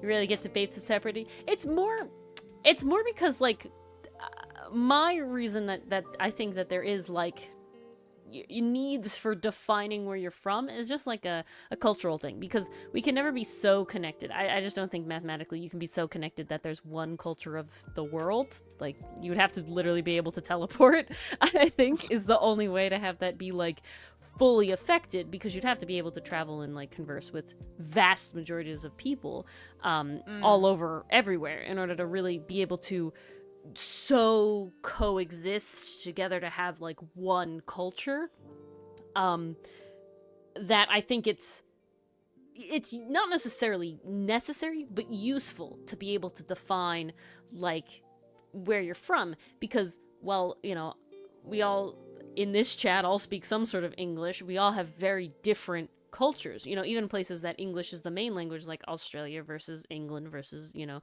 the United States or Canada. They're all very different places.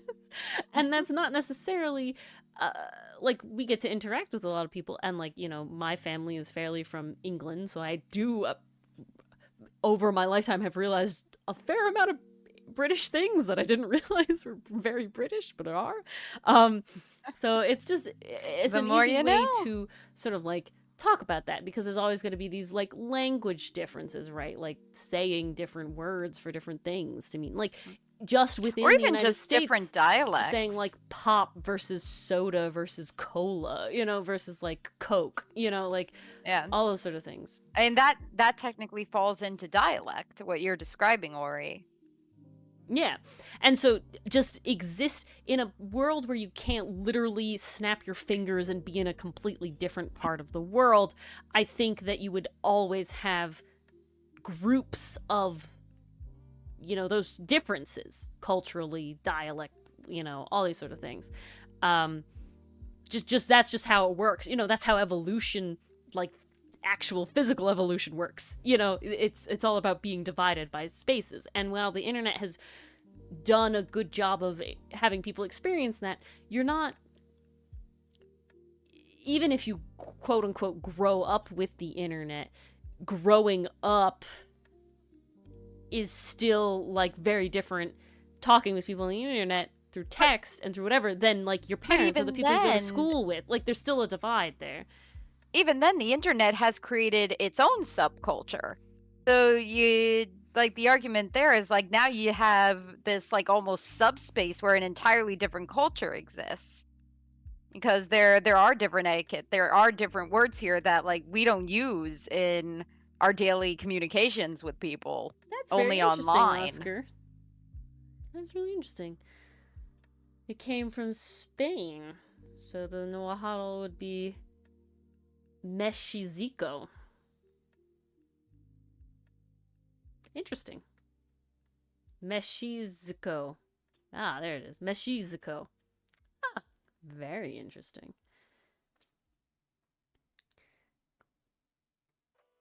The class groups, that's just on cliques and stuff. That I hate. That's too, pared down, right? You know what I'm saying? I literally started reading a BL webcomic that came out as an original the other day, because of course Webtoon's like, here's an original, look at me, and I'm like, yes, I will look at you. Your art is like, pretty. Sure, why not add another to the and reading it's literally list? like two rival schools always try to outdo each other, and there's like this story about the two tops of each school falling in love, and then everybody turning against them, and then fallen angel shit, and then you meet like the head of the one school, and he meets the head of the other school, and they're like supposed to be rivals, all these false pretenses and stuff, but then they find out that both of them are just putting on a facade all day, and they really don't like all the pressure, and they're bros, and that's where the BL starts, and there's only 3 episodes out because it literally just launched, but I'm like, oh, okay, yes. So it's definitely not remembering Gale. No, it's I can find it in 2 seconds, but also a webcomic that I really love that I followed before it became an original. It just came out as an original, and I'm so happy. Oh, it looks so good. I'm so amazing excited. to see somebody grow. It's just it's So definitely nice as like a yay. It's called Our Walk Home.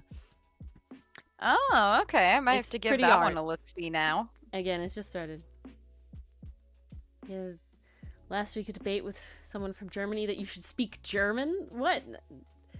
Why? That I don't like. You should never force someone to speak a language that they don't speak. Now, I envy literally anywhere in the world that they start teaching you multiple languages at a very young age. It's just a better way of doing it. I'm just, like we're really not adapted to learn other languages Oscar, at the age they start teaching us. The envy I have for both of you that you at this level can speak English and at least one other language is like crazy. Grenade, to me that's just like nuts. Like I wish.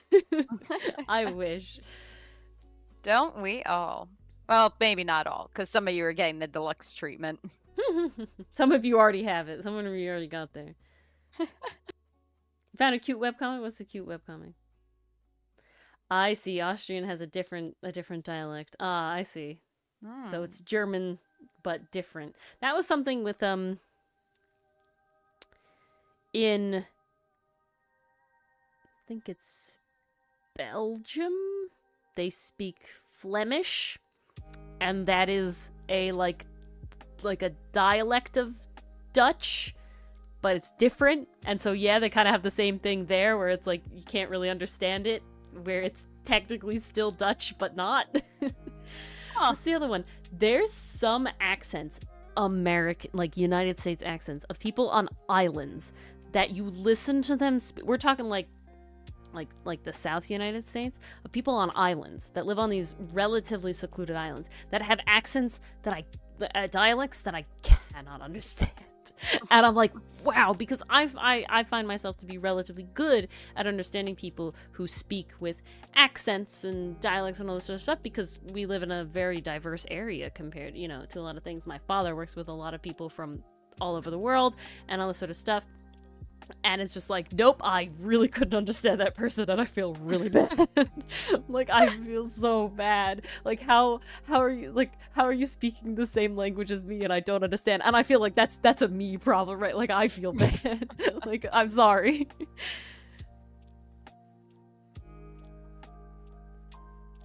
You like Spanish because the tourists can say you walk quickly.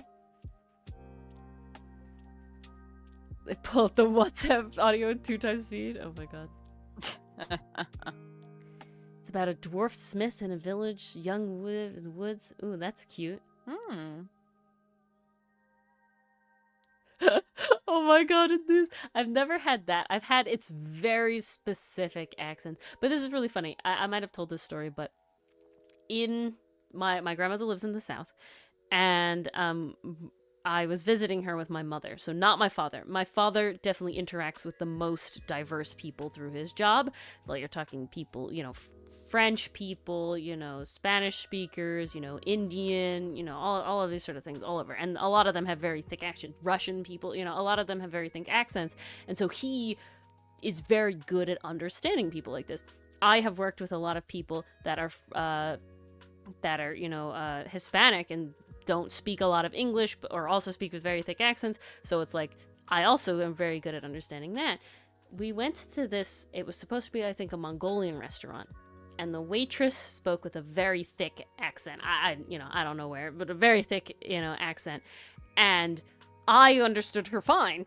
And my mother and grandmother are just sitting there like, eyes glazed over. They had no idea. And so I'm sitting there, I'm like, she asked if you wanted fried rice or white rice, and she's like, fried. Do you want soup? They have egg drop or sweet and sour. And they're like, oh no, and it's like, oh my god, like, I didn't even think it was that bad.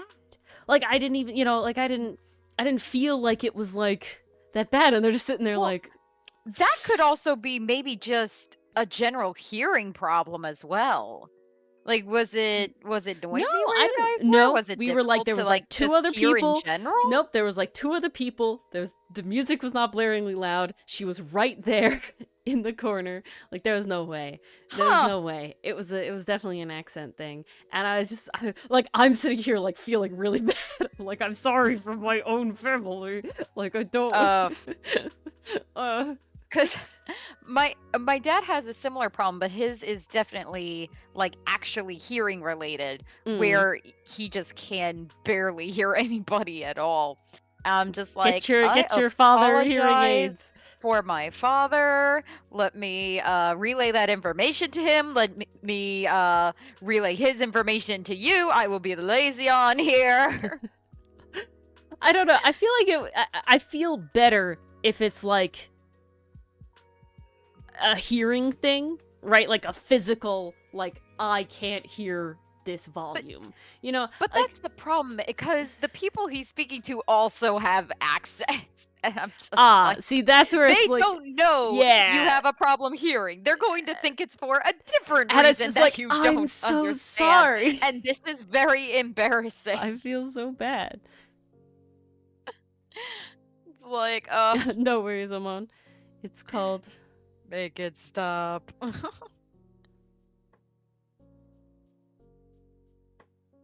Oh, Matilda is surprisingly innocent. Oh, she sounds like a cute little witch with an umbrella now. She sounds adorable. Gotta say, she sounds absolutely adorable. I would briefly read like the beginning of a webcomic a long time ago called like Ozma and Oz or something like that, something in Oz. And I think you talked about that one. Yeah, I mean, the art is very pretty, but like, I definitely don't keep up with it. I'm very, very behind.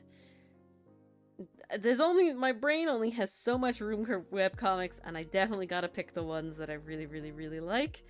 Oh So, yeah, there's only so much time in a day you can dedicate. every once in a while, I like go back to one that I do, and I like heavily like read up on it and everything. But it's called Morgana and Oz. That's what it is. Morgana and Oz. Ah, Yes, we'll be ending up soon. Pretty much right now, Enthuse. It is 12:30, so perfect timing. yes, excellent timing. Stop in talking fact. European. Yeah, I feel that's definitely funny, Oscar. It's still a fun thing. I'm on the Magic Shield umbrella. Very fun. But yeah, we'll be packing up too as well. It is 12:30 here, after all, a.m. Yes. Yeah, we don't have much else. Very quick, if you again have not changed Discord Discords, servers. please change Discord servers. I'm Yes. sorry We want to have you in the for chat. the inconvenience, but they changed over. It's just how life is. Please join the new one. We'd love to see you over there. We'd love to have you Yes. in our community. If you We- haven't joined at all, join now. This is your chance. It's great. We get we lots of... promise we are talkative and fun. Yeah, we are very talkative. It's a great community. We're very nice. Lots of art stuff going on, TTRPG stuff. You get comic sort of whip updates, work in progress updates and all that sort of stuff. Sometimes you get to hear about our lives. Yes, our lives and our spider Find out killings which and bug all that sort Ori of stuff. encountered Yeah, today. exactly. Read the comic. Do it. Yes, Please. It's very good. It's good. We're It's not pretty. biased. My art is nice. Mars's writing is good. It's just, you should do it, okay? Don't read anybody else's comic instead of art. No. No. Just read our comic, please. It's very nice. Give it a look-see, maybe. Anything else? Any other updates?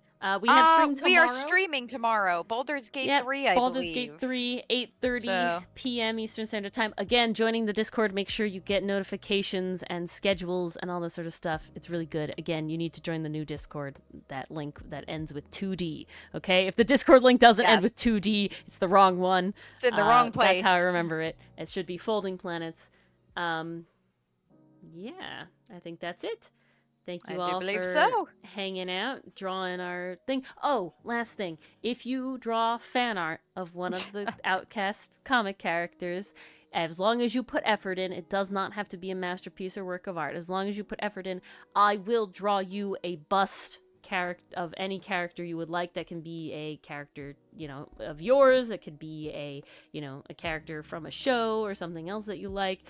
It is anything that you want. I will draw it in a bust. I have a quick, if I could frickin' find my thing.